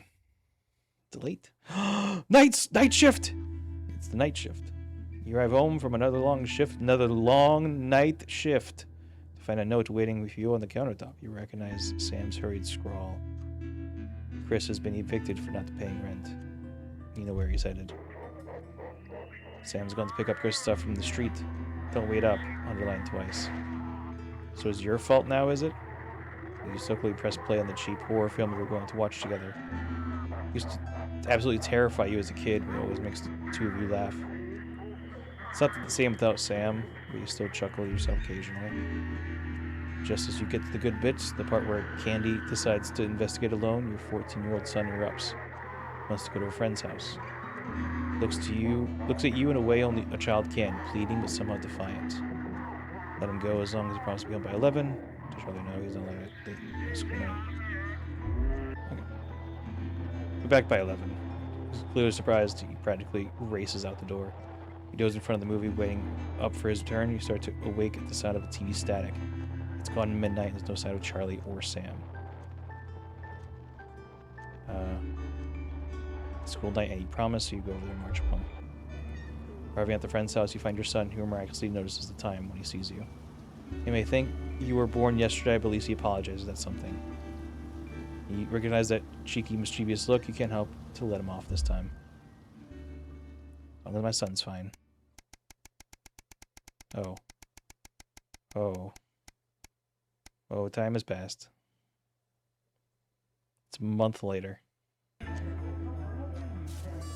You can't help but crack a smile as you look around the table. Snow has settled on the grass outside. The kids are pulling a cracker. Whoa, I can't say that on... Bleep me on Twitch, no! While your elderly mother tries to keep her eyes open. You'd always have a spell about Christmas. You're sitting at the head of the table now at your dad's place. It's been a tense afternoon. Everyone felt it. It's the first time you've seen Chris since you refused to be part with your passport. It's a big change for Sam. The two siblings used to be inseparable. Christmas is usually such a time of year. Not nice time of year. It's just such a time of year. One of the times of year. clatter of cutlery is all can be heard as Chris stares pointedly at you.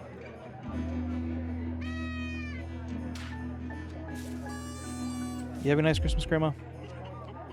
Your mother stares vacantly at you, confused. She comes back to herself with a starting of recognition. Yes, thank you, Alex. It's up, she murmurs. There's happening more and more lately. Clatter of cutlery is all can be heard as Chris stares pointedly at you. Make a toast. Stand and raise your glass. Merry Christmas, everyone. I'm glad you're all here. Murmurs of cheers and much clinking of glass. Chris doesn't move. Yeah, we're all here. No thanks to you. Chris. Sighs Sam. Come on now, it's Christmas. You put that behind us. I wasn't talking to you. Fuck you, Chris. Hope you die. No, Sam's right. Let's try to enjoy ourselves. Chris turns away from you, taking some frustration out on a cheap cut of roast chicken. Your daughter, Susie, sees the opportunity to corner you. You know how you love me? She chuckled. This sounds familiar. I'm not going to like this, am I, you joke? Susie rolls her eyes. You know me and my friends are planning on going traveling this year? Susie begins innocently. Well, I was hoping you'd help me with the money. Interrupted by Chris, who makes a derisive snort. I wouldn't hold your breath, Susie. He's not known for your generosity, are you, Alex? Ignoring Chris, you smile at your daughter. We'll see so many parts of the world and learn so much about other cultures, Susie gushes. You sigh and lower your voice. You know money is really tight right now, that Grandma's staying here. You don't have that kind of money, Suze. But please, Harriet's parents are helping her. Sorry, but you can't. Or, alright, we'll find a way to make it. Alright, we'll find a way to make it work. Susie's grin stretches from ear to ear. You mean it? That's great. Thank you, thank you, thank you. She hugs you tight before pulling a cracker with her little brother. Their grandma watches them proudly. You're trying to think about how you're going to find the money for the trip. First, Merry Christmas, sweetheart, is all you can say. I love you, honey. Pat's head really hard. I love you so much, honey. Through the pile of accumulated posts, each new bill pulls at your gut like a lead weight until the flash of blue makes you pause. Recognize the teal advance logo on the envelope, you tear it open. Dear Winston residents, thank you for sending us your passports for approval. We can now confirm the receipt and a validation for the new assets and wealth redemption scheme. Hopefully this makes the last month of arguments with Sam worth it. As such, it is our pleasure to enclose a check, which will help you see as a symbol, not only as a gratitude to you, but an unwavering commitment to creating a society of free inequality. A throbbing of your fresh, speed-induced paper cut is the only reason you can't believe your way. A check. A sizable one at that. Chris is right. Advance really are redistributing my wealth. We will continue to strive for the betterment of this nation and its people. Forwards together, Julia Salisbury and Peter Clement. The way to your financial burdens lessen slightly, it's less.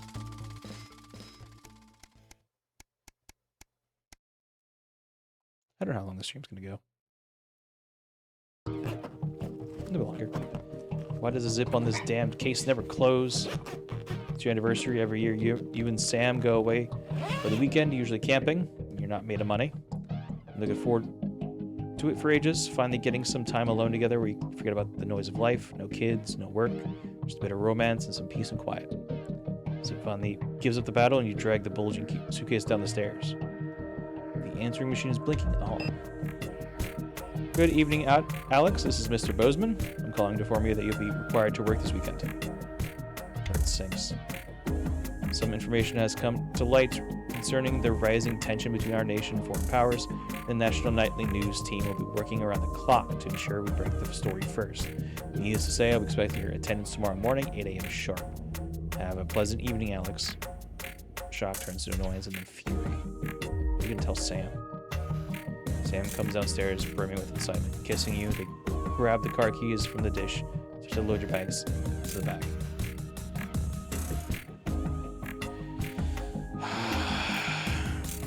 This is the top choice. Whether I ignore the message and go to work and go to the weekend or go to work. It's tough. Fuck, this is actually a tough choice.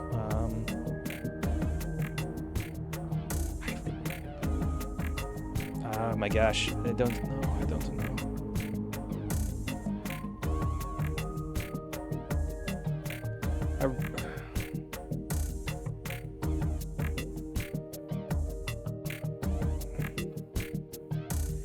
I'm going to have to tell her that I need to go to work.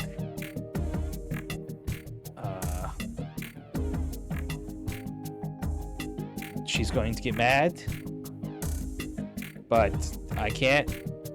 I gotta do it. I gotta do it. So heavily. You're going to go, aren't you? West Pioneer makes you whip around and nod simply. I get it, your family has always been your priority, but sometimes work comes first. You should go. Sam pulls you close and holds you tight. A wave of gratitude washes over you. Unpack in disappointed silence. Honey, God, I want to go. But we gotta support the family. I don't like the zipper was going on for so long. Your son Charlie hovers at your elbow as you read. You find yourself striving to achieve. Are you an active member of the team?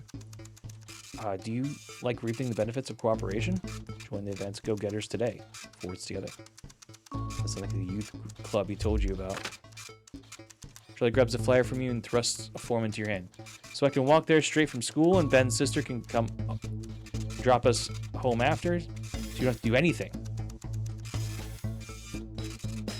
Man's go-getters. It seems cult-like. It's like if MAGA had an after-school thing.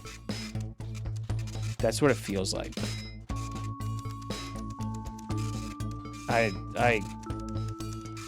Politics going into schools is not my favorite thing in the world. So I'm gonna say this is not good and say no. Sorry, mate. I just don't think it'd be the right place for you. What? This is unfair. Why? I know it seems that way, Charlie, but you don't understand soon enough. I'm not letting my son get... Oh my god, that scared the fuck out of me. Some guys at work gave them to me. They can't go. Sam stands in front of you, brandishing 2 tickets. You see the title and the letters. Alan James is right in front of you. I'm not sure. What do you think? Shall we go? 3 tickets. He's a character. Be hilarious. Nothing else. That guy's a nut job. Sorry to say, but I can't sit through any more of his crap. Sam burst into Bistow. Thank God I was worried you were going to say yes. Just had to say and eat pizza. Alan James isn't worth your time.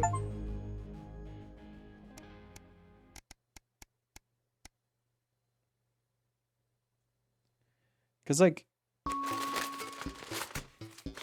both far ends of the spectrum on this game are, like, rough so far. At least the ones we've been presented with. After a particularly long day of work, you come home to find posts shared and sorted into piles. Sam has taken to doing recently. Most of the users were rubbish, but a letter with increasingly familiar advanced logo and urgent respond immediately plastered in the front with a corresponding urgent red font grabs your attention. That gets over with. Dear Winston residents, this letter is informing you that the advancing government has taken another step forwards in our fight for equality by nationalizing the largest private corporations and redistributing their resources among the citizens. This great country, the Partnership Bonds program ensures the wealth created by the people is delivered to the people. I don't remember this being in the manifesto. Every household will become a partner in one of 3 carefully selected institutions, chosen by advance for consistent high performance and financial security. Please note all returns are based on public opinion and cannot be guaranteed. Okay. The Beholder Corporation, cosmetics, clothing, couture, receiving all our customers. Neil's Deals Limited, always steal from Crazy Neil. And Pleasure Corp. Our business is your pleasure. From sport to travel to even just some me time, can't say pleasure without leisure. Oh god. Let's go with some Crazy Neil. Let's go Crazy Neil. Thank you for making your selections. Please return this for me. I will provide you with receive a report from your partnerships in 3 to 6 weeks. See if advance can't defeat the quagmire of governmental bureaucracy. be on it. Fuck. Just how much do you have?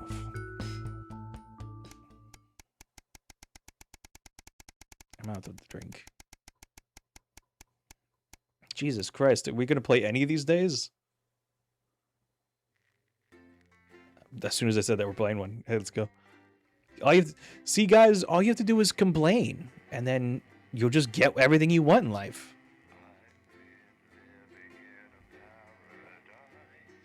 Just go. Doesn't matter who you complain to. Just have people on the street, co-workers. Go complain to your boss. Complain to people you just see on in the car next to you. Just roll down your window. Have them roll down their window and just complain to them. Phone. Good evening, Alex. It's Bozeman here. Gross. Your boss. While you're powering up and getting the adverts loaded, I thought I should just tell you that we've had one of those public information films from the government, and it's mandatory that you play it. You still have a free choice for the other two, so read those tape labels carefully, but make sure you play the advance advert, preferably at the second break. Right, that's the lot. Have a great show. Total pimp. My God, that was nice. The joy of screws. Check your prostate. That well, eh? Apparently he has a complicated relationship with his fate. No. Sorry, are you saying he chose his imaginary friend in the sky over you? I don't know why I talked to you. You're probably just a really awful date. 10 seconds, everybody. Like I said, all of What did he tell me? What did he tell me to do? 5, 4, 3. Good evening. I'm Jeremy Donaldson. And I'm Megan Wolf. Our main stories tonight. Uncooperative. A mysterious symbol has appeared overnight on thousands of buildings throughout the capital. Tonight, in an exclusive live interview with Prime Ministers Julia Salisbury and Peter Clement, I'll be asking what this mysterious symbol might mean. After 3 months of record-breaking approval ratings, could this be the daring first move of a silent resistance movement? And what would that mean as we go into the future? We shall overcome. Trapped in Dante's taint for more than a month now, doctors Ingrid Svorsborg and Horgensvoord and David Wong announced today that they're considering 2 possible options. With 2 of the finest minds in science working together, hopes are still high for the eventual return of the team to dry land. Without enough engineers to successfully fix their craft, the team seem likely to attempt to farm the cavern's ecosystem while they wait for rescue from above ground. I think I'll stick to risotto, Jeremy. Bloodbath avoided. As the last Mr. Snugglehogs is found and destroyed, we ask, how could we have been so blind? Fortunately, this station wisely chose not to advertise Mr. Snugglehugs, and the subsequent disappointing sales turned out to be a miracle, as only 7 children were horribly injured by the lethal toy. How much worse could it have been? Thankfully, we'll never know. Julia Salisbury, who mobilised numerous government resources to recall the product immediately after the first blindings, said today that the new advance mark, which must be owned by all new products, would be a 100% ironclad guarantee of safety and quality. What are you fucking Table up? for 2. Johnny Hamsleeves and Tiffany Lamore He's were swapping spotted having cameras. a private moment out at lunch today. The popular couple have certainly been on a roller coaster since they started dating late last year, and this image is sure to place them firmly back in the tabloids. Could we be on the verge of the biggest celebrity wedding since professional wrestler Randy Grizzlenuts McFridge married his longtime tag team partner Tina Tiny Hands last year? Tina Tiny Hands. I love Tina Tiny Hands. Gosh, she's This is so one good. celebrated role model God damn it. about Swap. protecting the bad boys. Switching fucking cameras. And onwards and upwards. In an attempt to put the Mr. Snugglehugs disaster behind them, Remington's Fist CEO Sophia Remington today announced a Remington's brand new Fist. product that already has the markets buzzing with interest. This groundbreaking product came as quite a shock when it was revealed earlier today, though its critics are skeptical that the young CEO can fulfill her promises. When only a Flard will do, you need the Flardmaster 5000. That's the slogan accompanying the announcement that has rocked the construction industry this morning. The breakthrough device for aiding in installation is sure to change the way we Flardmaster. see the humble Flard. With that exclusive Prime Ministerial interview coming up later. And our very own Patrick Bannon live at the first annual Sports Board final. You won't want to miss a second of tonight's National Nightly News.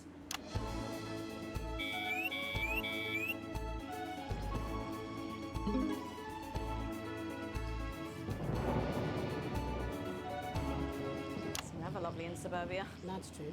To lie, all tell themselves because it's like. Fuck. I thought it was going automatically, and I fucked up. I fucked up real bad. I wanted to hear what they were saying. I wanted to hear what they were saying. I fucked up. Okay.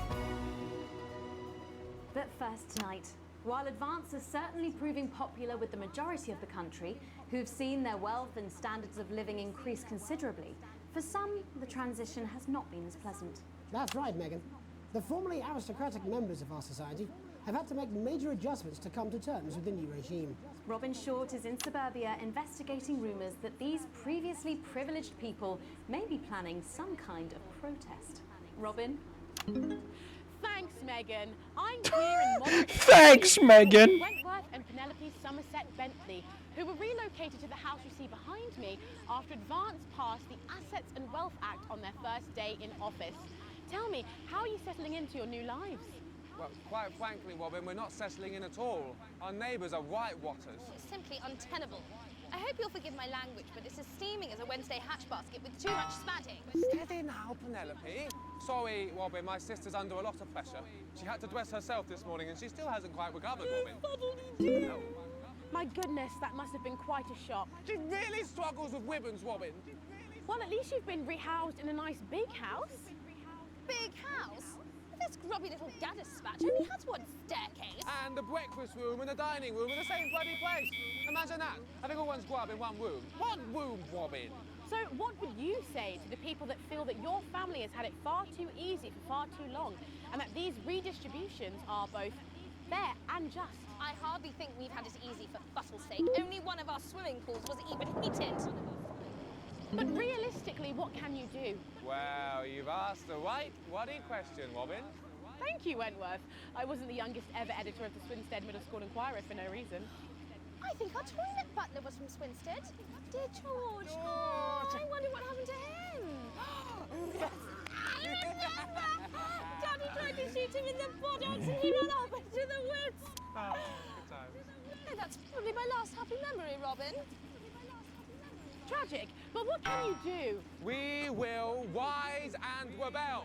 We wage war on our revolting rulers with righteous words and rebellious writings. Our best They're losing their minds over here. Divest our breasts and an undressed bear just protest. Oh, what's that? Daddy! Daddy, it's Daddy! Please don't do that. We can't show this on the news. Right, you buggers! Carry ho!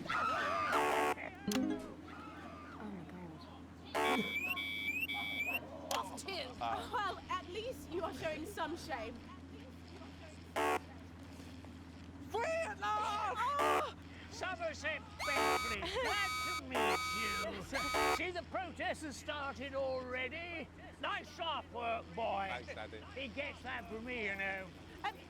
And forgive me, what are you trying to achieve here? We just want to be fudding well heard, that's all. Oh, language, Penelope. We are news, not rude. Sorry, Daddy. We want the world to realise we won't roll over and run away.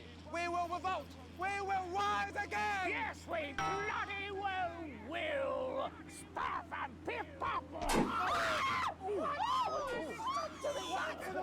Are you okay? Daddy, how can you?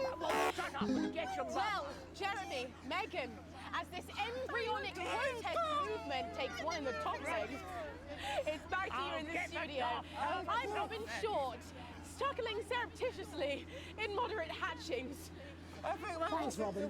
That's certainly a story we want to be keeping an eye on, eh, Megan? Speak for yourself there, Jeremy, but I've seen enough shaft work to last me a lifetime. I'm sure you have. But can a naked protest movement ever really catch on? It doesn't seem like the way we do things in this country. But as I'm sure you're aware, Jeremy, this country is becoming a very different place. Yes, but seriously, who's gonna I really like cutting to Megan there, Not you, and she just Jeremy. goes, "Oh God." Well, there wouldn't be enough When we come back, our very own I really like that a lot. will be live from the Sports Board Finals. I really Stick like around, that you won't want to miss it. ton. We'll be back after these messages. 1 minute back. Oh, sorry, I'm busting. Oh. She's what? She's funny. Yes, I know. I think it's very endearing. She wants your job. She's welcome to it. Why is it raining on my desk? Alex, Bozeman, we're getting reports in that naked protesters might try and spoil the sports board final by waving their fleshy bits about. Try and make sure you don't broadcast it. It's 6 p.m. for God's sake. No one wants to see fannies on the news. Bozeman out. Storming out. Storming. God, I love this guy. That's why I invested my family in him. That's unfortunate. I did in fact invest my family in this fucking guy. Well, that's what it says. Yes, I understand that, but I always say welcome back. I think we should just keep it as it is. Well, of course you do. I've got one hack line. What's that supposed to mean? I didn't write it, Jeremy. That's all right, fine. Jenny, there's something wrong with the auto cue. 10 seconds. Oh, I just felt a drip again. Have they not fixed this? Want to see us fry? It's good for the ratings. 5, 4, 3. Welcome back to the National Nightly News. I'm Megan Wolf.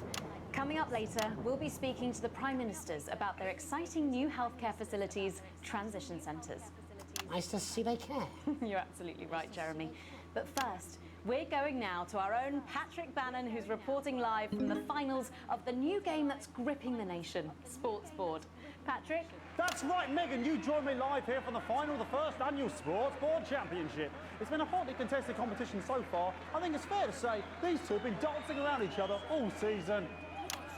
First up, we have Eddie Striker. She's the more experienced of our two players today. Striker has got an accuracy of 7, a danger rating of K, and a 12-month driving ban. Striker's known for her signature move, the lanky hamster. And facing her tonight, hoping to prove himself with a career record of 12 outs, 14 finishes, and a divorce pending, it's Mr. Wingspan himself, Tommy, the Fingernail Harris. Just waiting on the ref now. The slapping ceremony is taking part. Still going on. Striker go first. Striker, of course, first to start as she won the trivia round earlier on by some margin. D-Robe. Harris, perhaps the brawn and not the brains. Stupid. Eddie Striker. Nice start there from Striker. She's determined not to let the nerves show. Not after last time. On to Mr. Harris now. Tommy. Using his arm to pick up the ball. What the fuck game is this? Not a bad shot there from Harris. Back to Striker for shots number 3. All right. She's gone to sort of throwing it under her legs. Not bad if you ask me. Was there contact? Don't know why you complain. To Harris. Bit of business with the ref, but it got sorted out. Back to Harris now. A ball in the hand is worth 2 in the bush. Football. Move back. I'd say that's fair, but what do I know? Oh no, and Harris is not going to be happy with that. So really not a good start there for Tommy Harris in round 1. We can only hope that round 2 treats him a bit better. But first, of course, after the argument with the ref section, it's time to change ends. Now, So they're trying to throw it and not make it into the fucking thing? Hell yeah. And of course, now they go back to the starting positions, as that makes sense. Striker giving it large. Second round, Double. Harris. Winter round 2 now with Harris. Okay, we seem to have some sort of streak on the pitch. Apologise if we broadcast any of that stuff. She appears to have slogans across her breasts and arse. Try and ignore all of that. Security, I'm sure we're going to take them out as soon as possible. Apologise if we broadcast any of that. As I said, we're going to get the situation resolved as soon as possible. They're trying to carry on play, but it's proving a bit difficult, and I'm struggling to follow. Because it's quite an eyesore, and women's bodies, yeah. All right, great. Okay, so back into round 2 now, and Harry's absolutely determined to close that massive gap. I think I was able to avoid any nudity there. Eddie Striker. Or there's some, there was this is like, one of the tightest play I've seen ever. but I was able to cut out some of it. Harris. And was that the fitted thumb screw? We haven't seen that since the heats. What a brilliant move. Back to Striker. And we know what that means. They need a ground sound. Excellent bit of play here on both sides of the bucket. I don't know about you at home, but I'm finding the technical mastering display here absolutely blooming jaw-dropping. The ref has spotted something in Harris's neck or head. And Harris is having an absolute shocker. What a miserable start there for Tommy Harris. But he is a late bloomer, of course, always said that. And after all, it is a game of 2 halves. 4 rounds and 7 subgenres. But now, of course, it's time for the half-time show. Sponsored by Remington Smith. On my whistle, on my whistle. Nice piece of music here to start the half-time show. Okay, another posh protester loose on the court here. We're going to apologise for that. We'll do our best to shield you from having to look directly at it. Is running around here with his genitals on display for all to see. And ruining what was shaping up to be quite the dance interlude there. Now he's thrusting himself in Harris's face. Security's on it. And the bucket has been knocked over! I cannot stand it when the bucket gets knocked over. Hopefully he'll get taken out now. Genitals flying around for all to see. Really, if you ask me, not Sunday morning television. And out of there, hopefully taken away, never to be seen again. Final poses, final poses. Ball boy cannot be in the final pose. And a lovely finish there on both sides of the bucket. I wouldn't like to call that one. And as we head into round 3, I'd love to know what's going on in these 2 players' heads. But unfortunately, because of science, we can't. Thank you, thank you, thank you.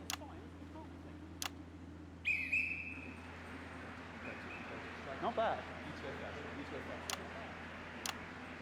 So that ball boy's giving me I'm the like eye. so I'm like going silent for this. Striker there, not a great start. She looks a bit flustered, I think, after all that swinging around. Back to Harris here. God, what I wouldn't give to be that ball. Am I right, ladies? Tommy Harris. And it dribbled down his arm, which is actually a really good move, because, of course, if it dribbles down his arm and goes on the floor, it's not going in the bucket. Back to Striker.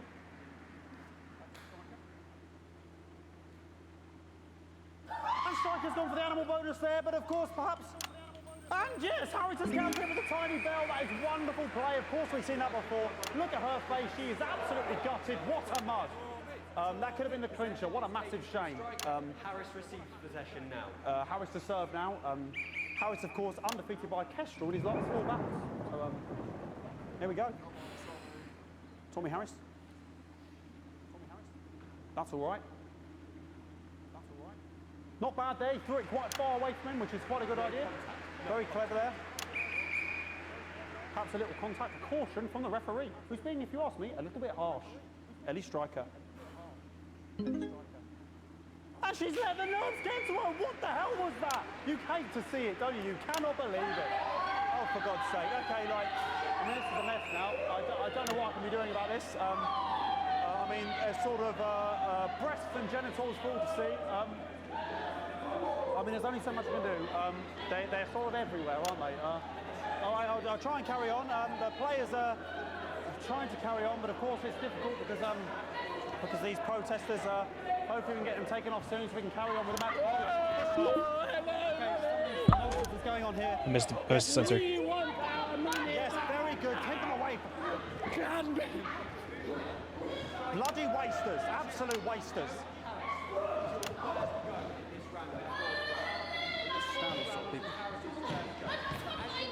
Oh, jog on!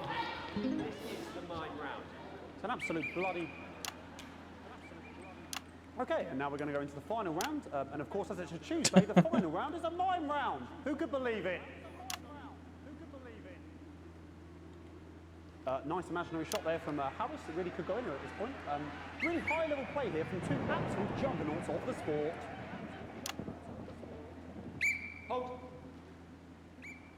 The bucket getting moved back to its proper place. About time, if you ask me. She's juggling it around from her hands. Interesting. And she's put it in her mouth like as if it was an egg. And now she's and she spat it out. She did the egg spit. So a wonderful move there, quite late on. Illegal spit. From Striker. But she's in it to win it. Harris's ball. On it like a car bonnet.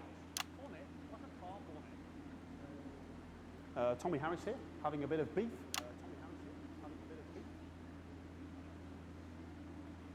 And he's peeling it as if it were a banana, which is an interesting move. Not sure if he hasn't had his potassium or what's going on today with Harris. And he's throwing it, and the banana was the ball! What a fantastic move there from Harris. Unfortunately, that is the end. What a pathetic, there we go, Jeremy, that is over. How can he look his 8-year-old son in the face tonight? What a lump. We just have to wait for the referee now to announce it to make sure it is all official. Contestants in, please.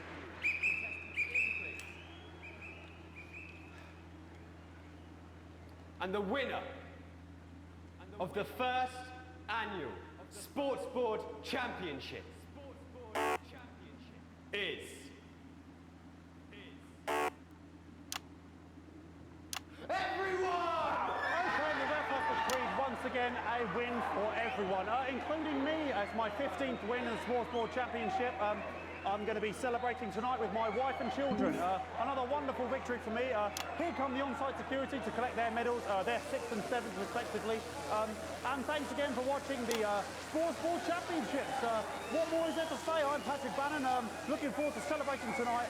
And all that's left to say, Jeremy, is back to you in the studio.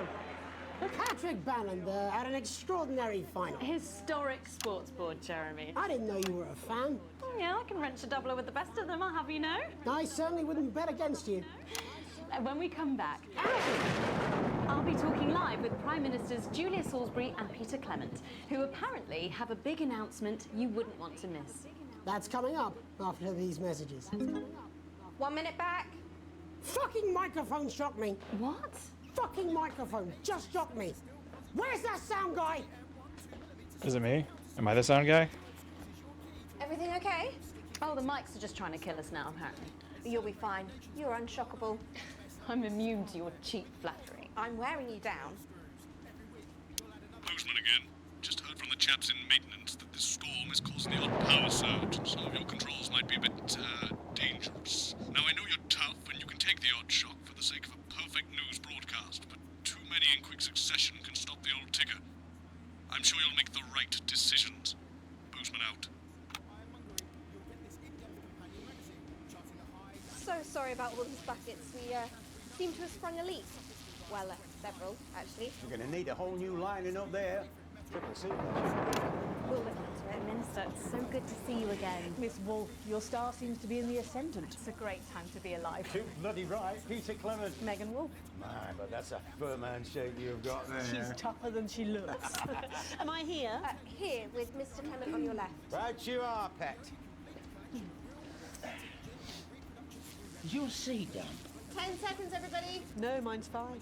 Have you had a little accident? Cheeky cow. 5, 4, 3. Welcome back. I am delighted to be joined by Prime Ministers Julia Salisbury and Peter Clement. Welcome to the National Nightly News, Prime Ministers. Oh, please, it's just Julia and Peter. We don't believe much in titles. It doesn't seem very advanced. We're delighted to be here. Well, firstly, I should ask how you feel about the graffiti that's been springing up across the capital. Should we be worried? Oh, no, you definitely shouldn't be worried. Well, not unless you've got a fatal paint allergy anyway. But yes, it does seem that there are still some people we haven't been able to help. You know, whinges. People who've yet to benefit from the many advantages of the new future. And you know, Megan, as my old mum used to say, there are some pissants who just don't know how to be happy. We're working hard to reach these people, find out what they're angry about and how we can help. The door to my government is always open. Someone's dripping on me. But we didn't come here to talk about what may yet turn out to be some alternative arts project. Which we no doubt will have funded. When we want to talk to the nation about something far more exciting. Yes, your office briefed us that you have an announcement to make, but they were being surprisingly secretive about it. Let me ask you a question, Megan. Oh, okay, it's not usually how it works, but... What scares you? I mean, really scares you? It's death, Pet. She's talking about death. We're all afraid of our deaths. It's part of being human. Sorry, are you saying that Advance have cured death? That'll be a vote winner. Yep, that was definitely a drop there. But while we may not have cured death, we hope we found a way to make it much less scary. And much less painful and much less expensive. Look, which is me close-up camera, Oh, Beth? sorry, yes, it can fall like that. When I was 13, my mum came and got me from school here to go to the hospital. my granddad. He'd collapsed that morning, so we'd all to say our goodbyes. And I went in to see him. He were all frail and pale. I was scared because I'd only seen him the week before, and he'd been fit as fiddle. And he said to me, Peter, he said, it's the right time. I don't ever want to be a burden to the people I love. Was that the last time you saw him? Nope, 3 days later we were back home. He lived with us for 9 miserable years after that. He had to be fed with a rubber spoon. He had a commode, so he'd just take a shit right there in the lounge while we were watching football. He wouldn't even wait till half time. That sounds... It was awful. It were awful for us, and this is the point. It were awful for him. He could see it was destroying me, man, watching him slowly fade away, and he would beg her to turn off his breathing equipment at night, but she couldn't, or she wouldn't. It were a crime, you see. And she didn't want to lose the children, as well as her old man. No family should have to suffer like Peter's did. And now no family will have to. The health service is today opening the first of 300 new transition centres. The transition centres will handle everything for your last days. The legal, financial, medical and emotional costs are all catered for and paid for by the government.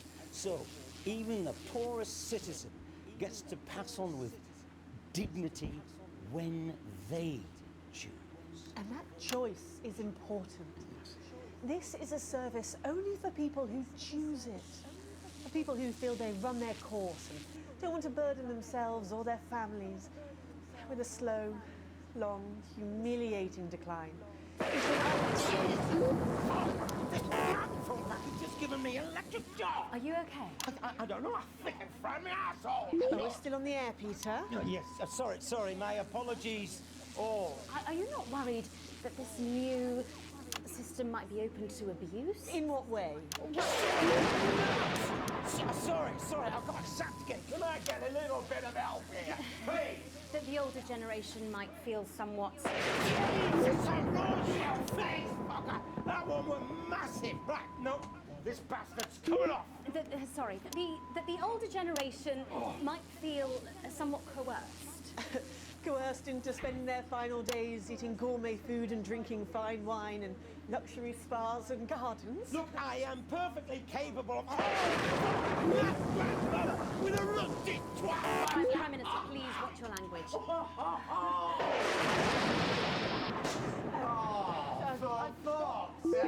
Go get yourself sorted out. Right. We're launching a government information film tonight. It should tell your viewers everything they need to know. You really do move at a breathless pace. It's hard to believe you've yet to be in office a year. Oh, Megan, we're only getting started. And on that note, thank you both so much for being here. Jeremy. Right, yes, that's all we have time for tonight. Thank yous go out to our guests. Congratulations to all the winners of the Sports Board final, and we'll see you tomorrow night at the same time. My name is Jeremy Donaldson. If you can, have a peaceful night. And we're out. Good job, everybody. So they just... It seems so. I don't suppose there's any way this could be a good thing. It's for my nephew, so we transitioned the moment I stopped the leak. Ouch. And not good, apparently. Fair, honestly.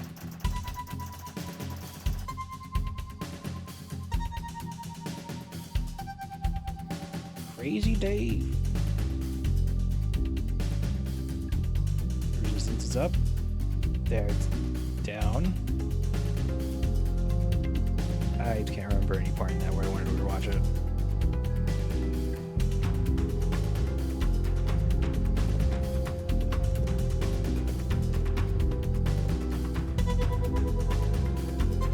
We are about 2 hours in to the night shift.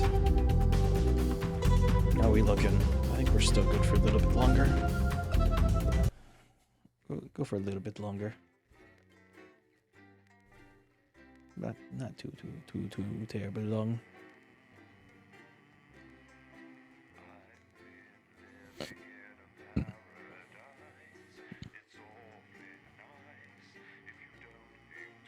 I enjoy the studio parts. The story of the world around it is but working in the studio is fun. Alex, oh thank God you're alive. It's Jenny, the floor manager. Are you okay? Alex, you need to get it together. Look at the broadcast screen. Just look at it. That's all we've been putting out since you went down. You have to fix it, now. Look left, Alex, out the window. See? They're all over it, little bastards. You're going to need a full charge to clear that many off. What are Hold they? down the big button until it's fully charged. Then release it to zap the little fuckers.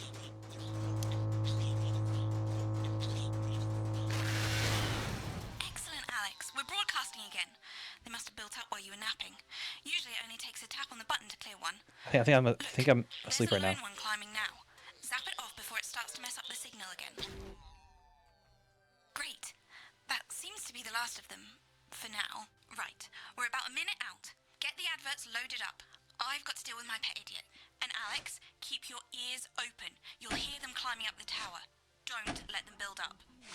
We'll be going live with the National Nightly News. But before that, let's take I think I'm coming up later on. This has no credibility, Jenny. On Channel 1 at 7 o'clock. No professionalism.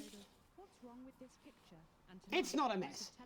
Everything is where it should be. It's ramshackle and characterful, and I expect you to know the difference. That's followed at 8 p.m. by a Of course Megan's place look lovely, but I can't see it, can I? Thanks, Jenny. How's lock-in with the boyfriend going? Decided to take his chances on the wild streets, eh? Rather than endure another romantic comedy. Electric Fever Dream, starring Lawrence Blunderclatch as Helen. Jeremy, Jenny says your hair looks stupid. Yes, I can hear her. As she says she's not talking to you. Yes, I know, I can hear her. Shall I count us in? Make it so. Okay, 10 seconds. Break a leg, everyone. Preferably a furry one. It's the National Weather Report. 5, 4, 3. It's time to join Jeremy Donaldson. Good evening, I'm Jeremy Donaldson. And I'm Megan Wolf. Our main stories tonight. Snugglefucked? It's been almost 5 weeks since all the Mrs. Snugglehugs toys woke up simultaneously in factories worldwide and began searching for their husbands. The Mr. Snugglehugs we had so short-sightedly destroyed. And now, as this photograph suggests, they may be changing tactics. Built to surprisingly traditional gender stereotypes, the Mrs. Snugglehugs have been arming themselves with a variety of household implements. All the more reason to make sure that cat flap is taped up good and tight. Armed with blunt weapons, the Mrs. Snugglehugs are only ankle height and therefore able to be kicked away easily by young, healthy individuals. They do, however, pose a particular risk to the elderly or those with pre-existing medical conditions like fatal bruise syndrome. Going stir crazy? With no signs of Mrs. Snugglehug's batteries running out and the government lockdown now in its 31st day, domestic relationships across the country are taking some unexpected turns. Dramatic reports are beginning to emerge of uncharacteristically bold behaviour in homes across the country. And we're not talking about the model planes that occupy so much time in the Donaldson household.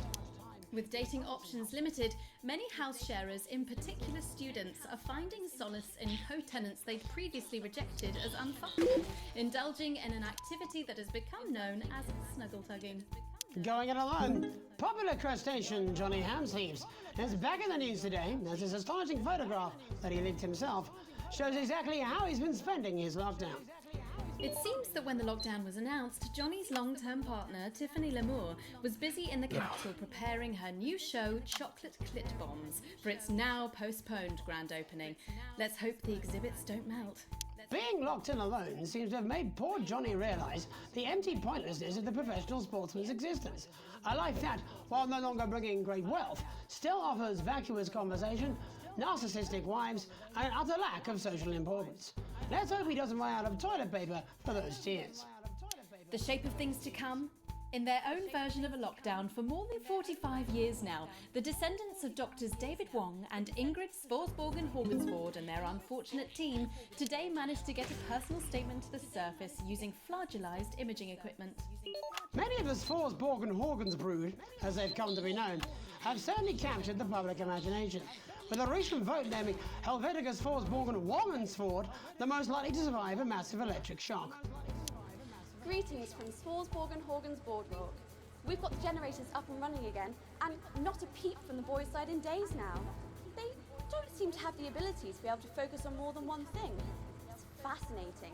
I mean, they're monkeys, basically, flinging their feces around and playing with themselves. We've got a choice of spas our side and the best patisseries you've ever seen. In 28 years down here, all they've managed to invent is a pointless game called Run, Kick, Ball, and some kind of snack called a rock witch. Mum says if it wasn't for their sperm, we could probably do without them. And our top people reckon that we'd be able to make it artificially in the next decade or so. So there's that. Helvetica out! It's hard to believe they've been down there so long now. But as everyone knows, time moves differently underwater, Jeremy. That's why goldfish are so stupid. That's right. And as anyone will tell you, the deeper the bowl, the thicker the goldfish. There's no denying the logic of that. Class war, a worrying turn today for the formerly rich as ever more punishing measures are announced, Alex. With the country becoming ever more hostile to the previously wealthy, those who manage to skip the country must be very grateful to the people who help them right now. We have it from several sources that rich runaways have actually begun to spontaneously lose their teeth one by one. Is it some sort of cosmic justice, or has masked vigilante Dental Dennis been up to his old tricks again? And Advance speaks out. With the snuggle struggle proving a test to governments around the world, Advance HQ released a curious statement this afternoon. In the accompanying release, they asked us to stress that they have been listening and that this should be taken as a response to how the people really feel. We've certainly done our bit on this show to contribute to the political climate. But let's not forget, how we behave in our home lives is what really matters. Let's hope it's not just me who filled out that questionnaire, Jeremy, or we're all in trouble. Let's play that statement. Good evening. I know many of you feel lost right now. I know I do. Which has nothing to do with the waning support for the government, and I don't know why you keep saying that. We're doing loads, okay? We have scientists looking into the lifespan of lithium batteries. Good ones too. Not the red wine cures cancer kind. And no, I can't tell you when all this will be over. So just stop asking, will you? Let's stop focusing on us and what we're doing and start focusing on you. Because I have some questions for you, actually. Why don't you think the rules apply to you? Do you really think sunbathing is classed as exercise? And since when was hummus essential?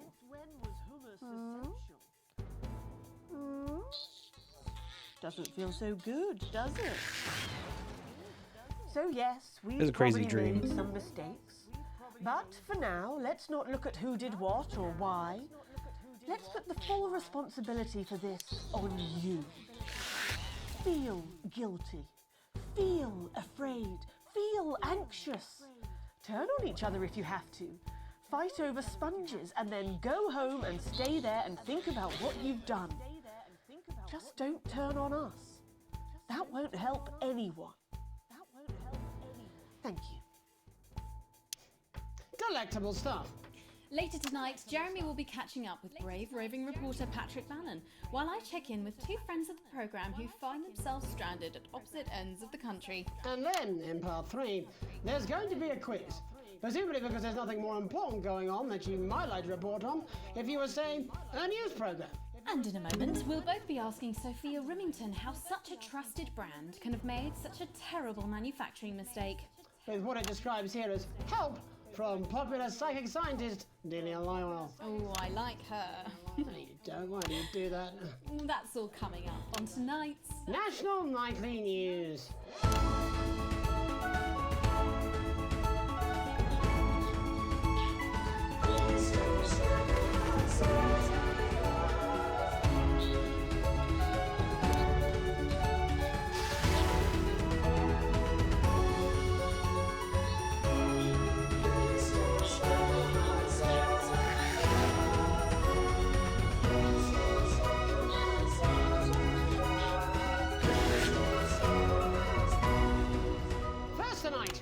Get here? Where are we going? And most importantly, who's to blame? Joining us from her ranch in Arlingsfield, Millkirky is the CEO of Rimington's Fist, internationally respected business Svengali, Sophia Rimington. Thank you for having me, Megan. I'm a huge fan of your work. And from a crystal healing laboratory in what I assume is a garage in Upper Lowington, inexplicably renowned psychic scientist, Dr. Delia Lywell. Thank you for being here. Thank you for having us. Sorry, us? Myself and the eminent professors. Is that what you call the voices in your head? I've always seemed to attract dead scientists. I don't really know why. The money? They express themselves to me through ethereal algebra and quadratic predictions. It's all very technical. No, it isn't. I concur. Miss Remington, the entire Snuggle Hugs range will surely go down as the biggest public relations disaster in history, won't it? Well, of course, that's one world record we would never have sought to claim. What can you say at a time like I think we're in a dream right One now. thing that can be said. I'm sorry. That's what you missed. We're sorry. From everyone here, Because I got shocked during a storm and I passed out, and everything is kind of weird now. So, we are deeply, deeply like sorry. toys are attacking people, so everyone's in lockdown. I think they just filmed this during lockdown. Have such unforeseen consequences. Mary Shelley? We see you, Sophia Rimington. You are preening by a metal vessel, and where you venture, you will see neither land nor sky. Is that supposed to be the future? Only the past is concrete. I remember being a child in my grandpa's Now workshop. these toys are climbing up this, I have to He shock made them the off. dancing hangman toy. He put it by my bed, and when I couldn't sleep, I'd wind it up and let it go, and I'd watch that happy little execution and he'd wiggle and wave his tiny noose and dance before my eyes. Grandpa sold thousands of them, on the quiet, obviously. And he used the money he made to found Rimming Toys, which is now just one small part of the global supermassive megacore that is Rimington's Fist. Sadly, we lost Grandpappy along the way. He died in a fire at the preschool tobacco factory, another one of his pet projects. But we never lost his spirit of invention. Yes, I'm not entirely certain what your grandfather's offensive toys have to do with the current predicament. The spirit of invention, Mr. Donaldson. The passion to create, to problem solve. And that is why I'm here today, to tell you about a brand new product we're launching simultaneously around the world from midnight tonight. We said science! Science!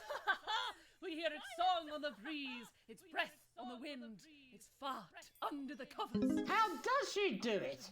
Well, please, don't keep us in suspense any longer. It won't be my feature she's making up next. Rimington's Fist is proud to present Snuggle Traps. Safety and security in these dangerous times. Each box of Snuggle Traps contains 8 devices, all guaranteed to stop a Mrs. Snugglehugs in its tracks. That's enough for a small lawn or 4 window boxes. Stop. And you want to know the best thing? They're only $129.99 a box. Now that is affordable peace of mind. We see you, Jeremy Donaldson. Not now, honey, I'm mid-pitch. The best thing about Snuggle Traps is they're powered by next generation Flardinium batteries. So, however long the enemy lasts, these traps will outlast them. We see you, Mr. Donaldson. You are screaming and yelling. Your friends are crying. They fear you.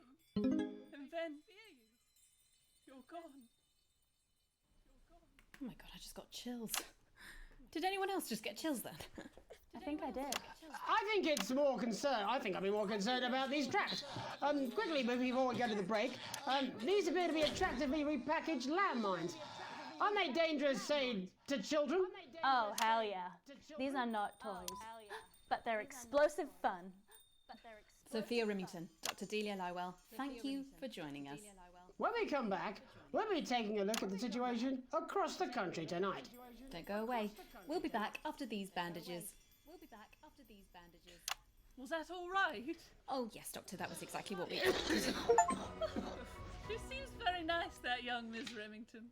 I think she'd make an interesting dinner guest. Do you think so? I think I'd rather spend the evening shoving Delia's sacred crystals up my skeptical arsehole. I almost fucked up the timing there. Mate, it's Dave. You're not going to believe this, but I've decided to come home. Listen, I'll call you back at the next break and we can talk about how I get me job back. Cheers, Alex. See you, mate. Your employer's complete lack of responsibility. Every issue comes complete with this companion magazine, containing the impotent good wishes of your I think I colleagues and the non-specific missed a. Yeah, well, it's been a long time coming. No, exactly. You said it, I've said it. He must know, he's not stupid. I just don't want it getting back to him that it came from us. Hey, no, Jenny. You're not backing out on me now. We're in this together. It's gonna work. I've made the cake, you're on the balloons. Got no idea how old he is. 40? 17? Yeah, ready. Okay, coming back. In 5, 4, 3... Welcome back to the National Nightly News. I'm Megan Ruth. Now it's time to take a trip around the country to hear how the lockdown might impact the nation from some friendly faces. Joining me are respected academic Katie Brightman and author of Alan James's Kites, Alan James. Thank you for joining me. It's a pleasure. Thanks for having me, Megan. Thanks, Megan.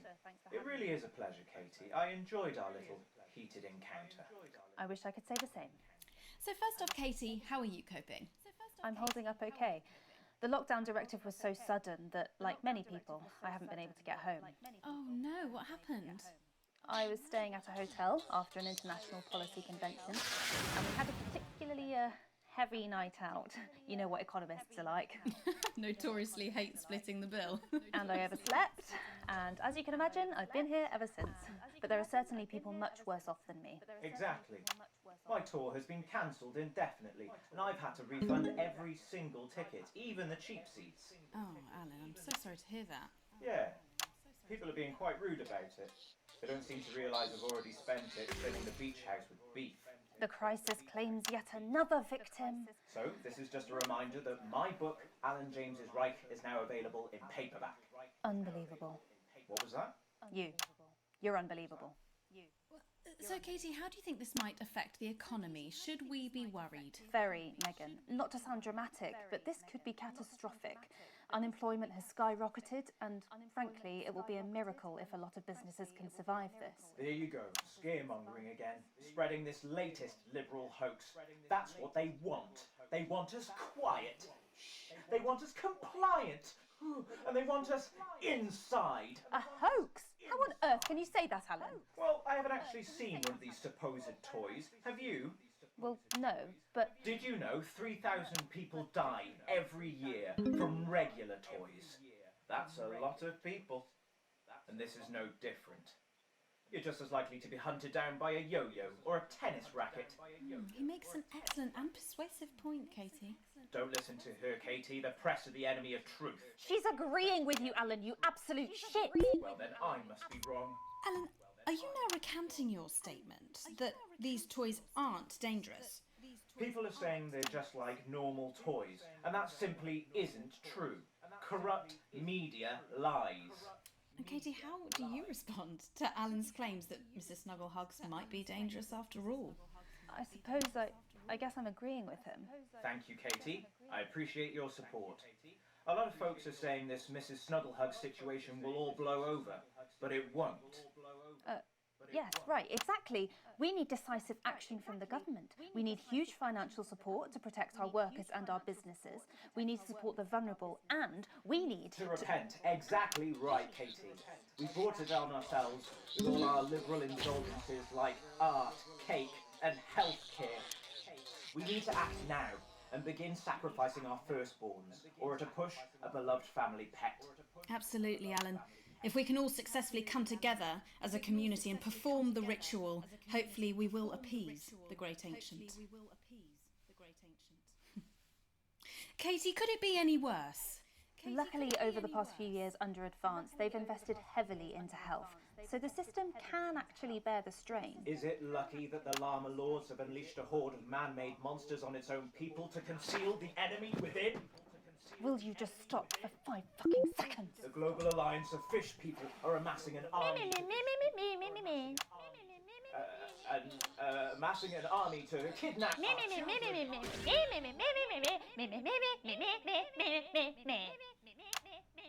That's you. That's what you sound like. That's you. That's what you sound like. But me. I don't sound like that. Yes, you do. You do, Alan. You do sound like that. And that's why no one wants to be your friend. I've got loads of friends. No, you haven't. I don't think you do, Alan. Yeah, stop lying, Alan. I'm not lying. You are. Oh, good one. Oh, good one. Well, I'm telling. Alan James, Katie Brightman, thank you for joining me. Some real food for thought there from two of the territory's leading minds. Any moment now, I'll be heading over to Jeremy, who is going to be bringing us an up-to-the-minute report of the status of the nation. Over to you, Jeremy. Thank you for what I'm sure was a reasonable debate, which really contributed to the national conversation. Next, out on the streets, someone who's always doing exactly that. It's Patrick Bannon. Are you there, Patrick? Hello, Jeremy. Yes, hello, I'm here. I'm here live. Apologies for the quality of the broadcast today. Couldn't find any cameramen or women brave enough to come and join me, so I'm out here on my own. Right, and can you tell us what it's like out there? Yep, I can. It's as you can see behind me, the streets are currently completely deserted. But my question, Jeremy, is just how long? I mean, could there be danger lurking just around the corner, waiting to end the fledgling career of this young, promising journalist before his full potential is even realised? Will he die, underappreciated by management, and frankly, if you ask me, very, very much underpaid? I don't think there's any danger of that, Patrick. What's that on your jacket there? Oh, that's actually a sponge. What I've done here is made a snuggle-proof jacket, Jeremy. The network didn't bother sending me any PPE, so I've been forced to improvise. In fact, showing the sort of resourcefulness that would make me an ideal candidate for, I don't know, for example, an anchor position starting whenever they'd like. From your point of view, Patrick, just how safe are our streets? Not safe at all, Jeremy, not safe at all. I'd recommend people staying inside, following government advice and not putting themselves at any risk at all. Unless, of course, like me, it's for groundbreaking journalism reasons. Mm-hmm. And just where are you, Patrick? I'm in the street, on the street. Which street?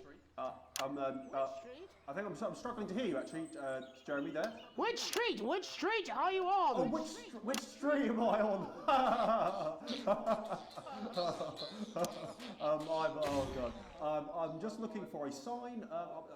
There it is. I'm on Bannon Avenue.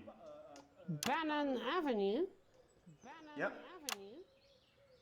Bannon Avenue.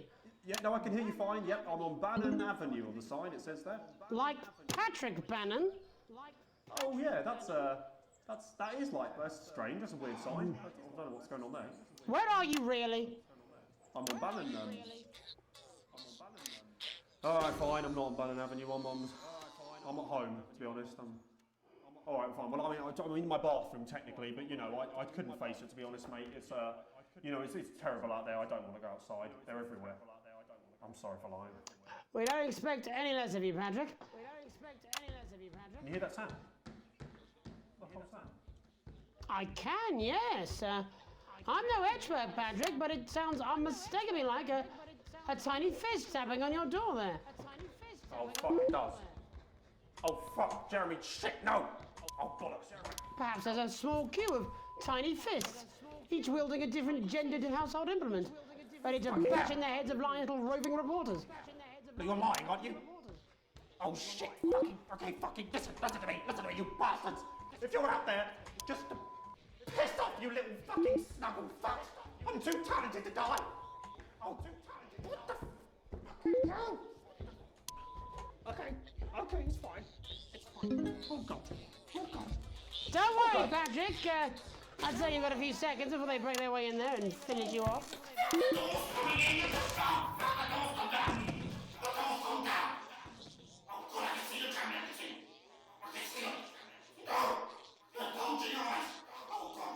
What do you see, Patrick? I see only Satan. Oh, God, no. They're coming to me. They're coming after me. No, you fucking little shit.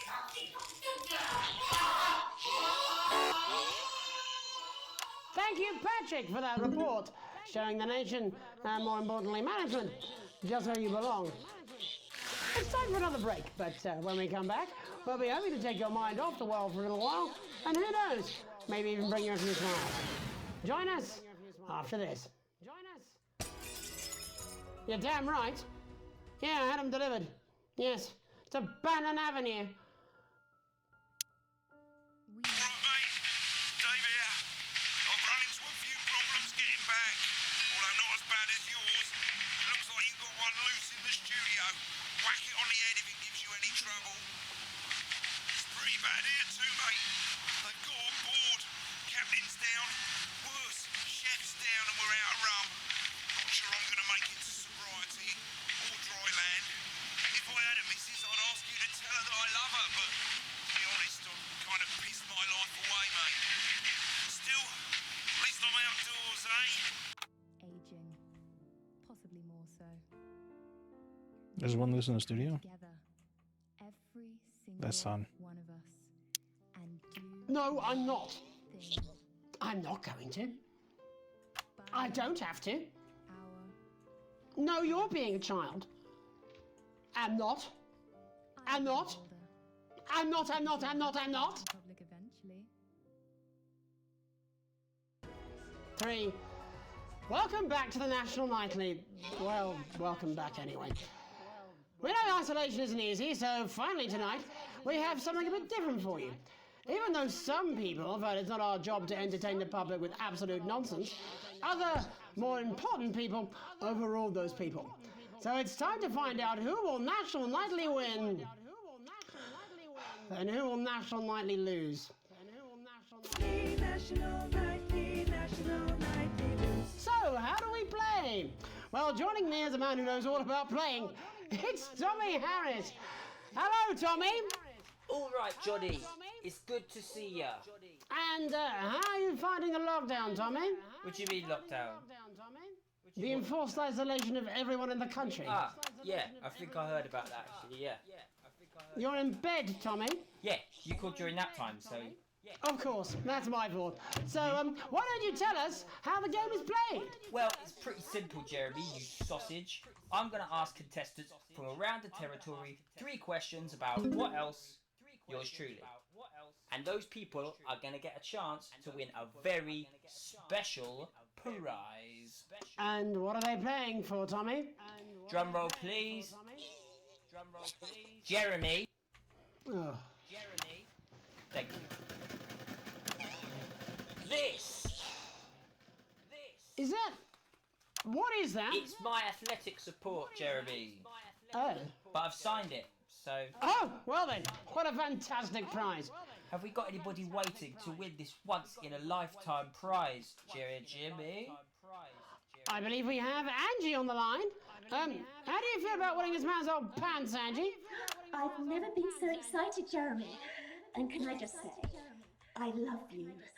Both of you.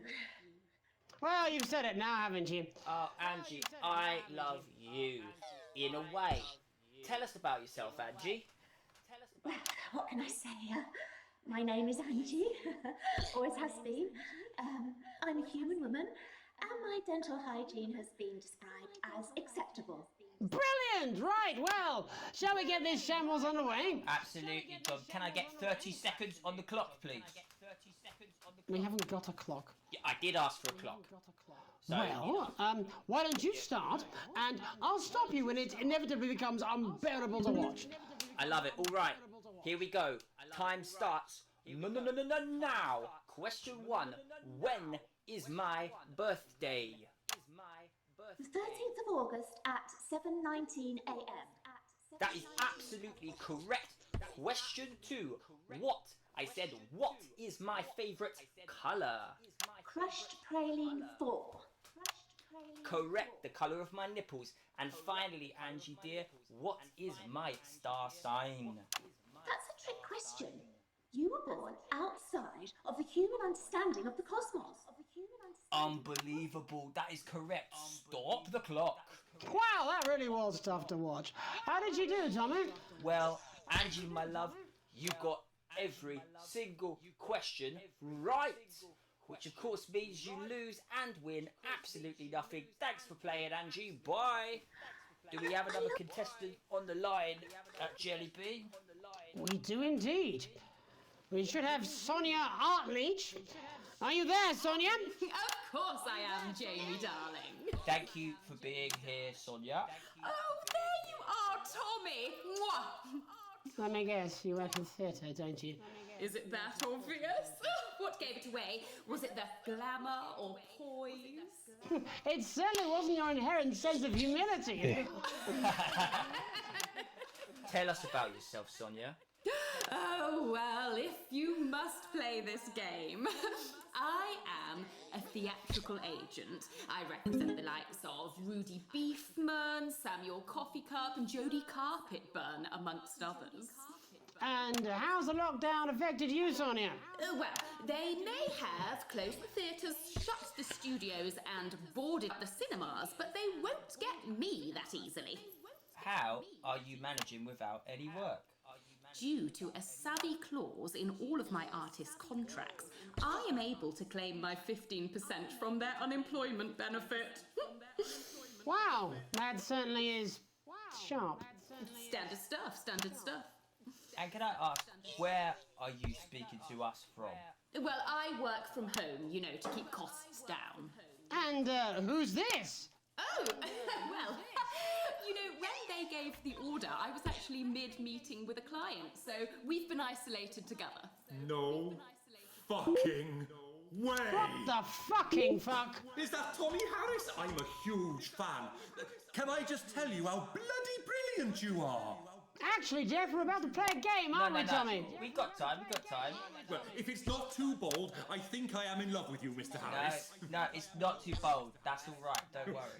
Hey, I'd love to show you some of my stuff. I've been working on some new shit. Well, at least you're already aware. During lockdown, we've been workshopping some of Jeff's ideas for much younger children, haven't we? People still let you near their children, do they? Yeah, that's right. Yeah. I've been developing some shows for younger children. Well, we'd love to see it, wouldn't we, Gerbil? Absolutely dying to. Right, so, what do kids love? Timely child support payments from their absent fathers. Shallow and overproduced musical numbers? That's right. Animals! So, I'm trying to address the things that kids need to know, but through a medium that they'll understand. Do you understand? I think, yes. I think so, yes. Jeff's one of my best clients, aren't you? I am, yeah. So, the first one we've been working on is called The King of the Jungle's Mortgage Repayments. It's about a lion who's having problems with his interest rates. I see. Does he have a broker? He does, yes. He's a porcupine. How did you know that? Well, your work is universal, darling. It speaks to people. I'm going to say something to you, mate. I think you're onto something here. Oh, the bear, Oh, huge yes, bear. right. This one is much better. Speaking of the bear, this thing in the studio is pissing me off. Mr. Bear. Now, Mr. annoying Bear as hell. is a very sad bear because all of the other bears don't think that he'll amount to much, and they tell him that his plays are lazy and derivative. I think you're onto something there. Now, Mr. Bear is a tragic figure. Picture this. He's at his lowest ebb. The trees are closing in. He can't even face his salmon, can he? But then he meets someone that will change his life forever. This is fucking gripping. That's right. He meets a wise, old octopus who takes him under his wing and says, "No, Mr. Bear, don't be sad. You're not like all the other bears. You have this ambition and these dreams." Such fucking dreams. I think I love you, Jeff. And what you need to do. I She's can't. turned off the trip switch, Alex.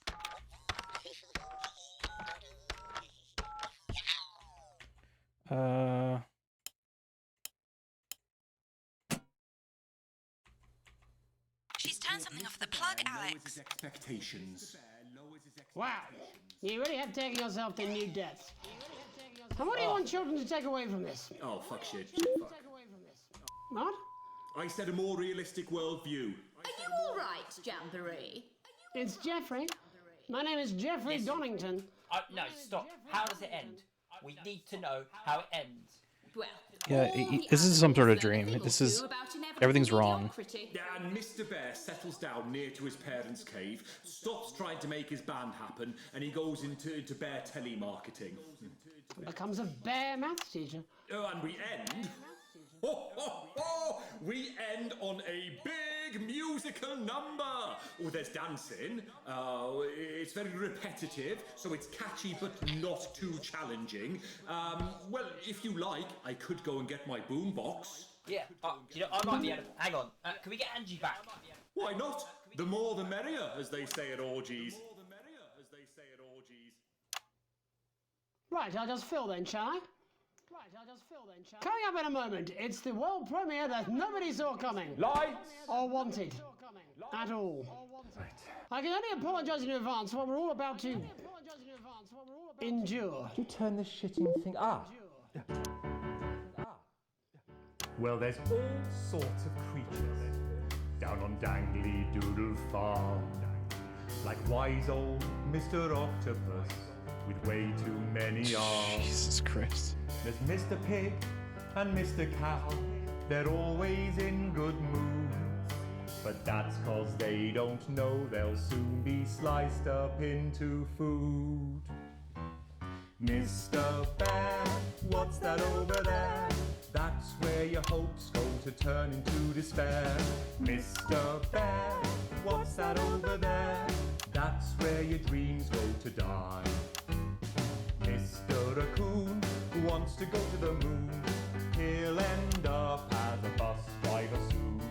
Mr. Porcupine thinks he'll read the news at 9. He'll end up as a janitor who stinks of turpentine. Mr. Tiny Mouse thought he'd own a massive house. Ended up in a bedsit where he can't control the louse. Mr. Horse thought he'd go into professional sports. Now he's an alcoholic and he's on his third divorce. Mr. Bear, what's that over there? That's the place your life becomes an endless questionnaire. Mr. Bear, what's that over there? That's where your hopes go to die. Lower your expectations. Maybe you could get a job in telecommunications. No matter how you try, you'll never reach the League of Nations. The best you'll get is middle rank in trading operations. So lower your expectations. You'll never win an Oscar, so there's no congratulations. The future that is coming will not meet specifications, and no amount of visualizations will save you from your own deterioration. Mr. Bear, what's that over there? That's a tramp who thought he'd be a multi-millionaire. Mr. Bear, what's that over there? That's where self-esteem goes to die. Mr. Bear, what's that over there? That's the disappointment that is waiting everywhere. Mr. Bear, what's that over there? That's where your schemes go to die. That's where your dreams go to die. That's where dreams go to die. Thanks all for what I'm sure is bound to be a classic of children's entertainment. But now, let's see how it's really done. Before we wrap up the news tonight, I just wanted to spend a moment talking to you directly. A final thought, if you will, just for you, Alex. You see, I know you think it's gotten complicated back at the old homestead, but there's something you should know. You like to think you've got the family ruled, but feelings have cooled, and you're just ridiculed. You think you're even-handed, but there's nobody fooled. You clearly love your daughter more. You like to think you've got it under control. Well, if that was your goal, you better re-roll. Did you have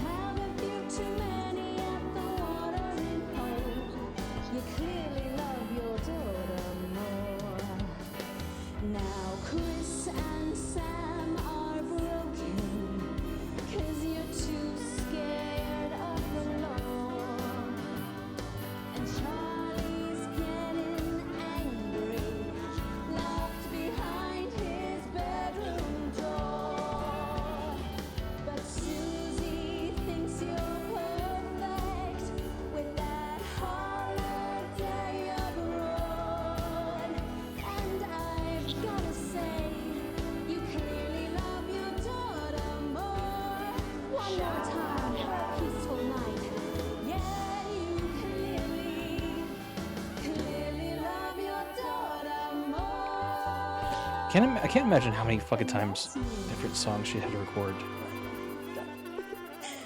That's all we have time for tonight on the National Nightly News. We'll be back tomorrow when Jeremy will be wrestling an alpaca and I'll be naked. I'm Megan Wolf. Have a treacle night.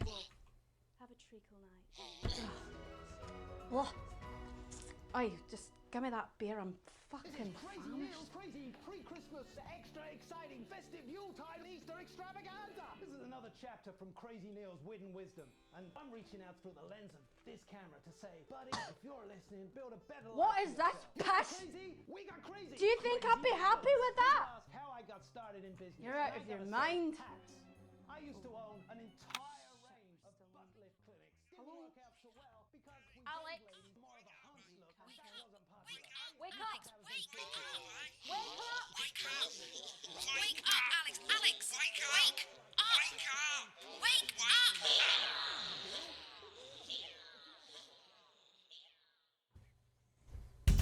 Oh.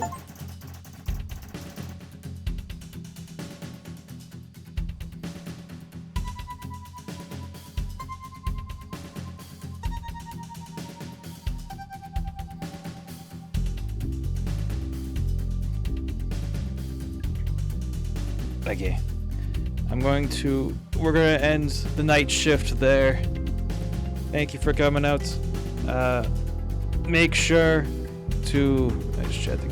Make sure to clock out on your way out. I don't want to clock everyone out. Make sure to clock out of the night shift. I'll see you guys later. Bye, thanks.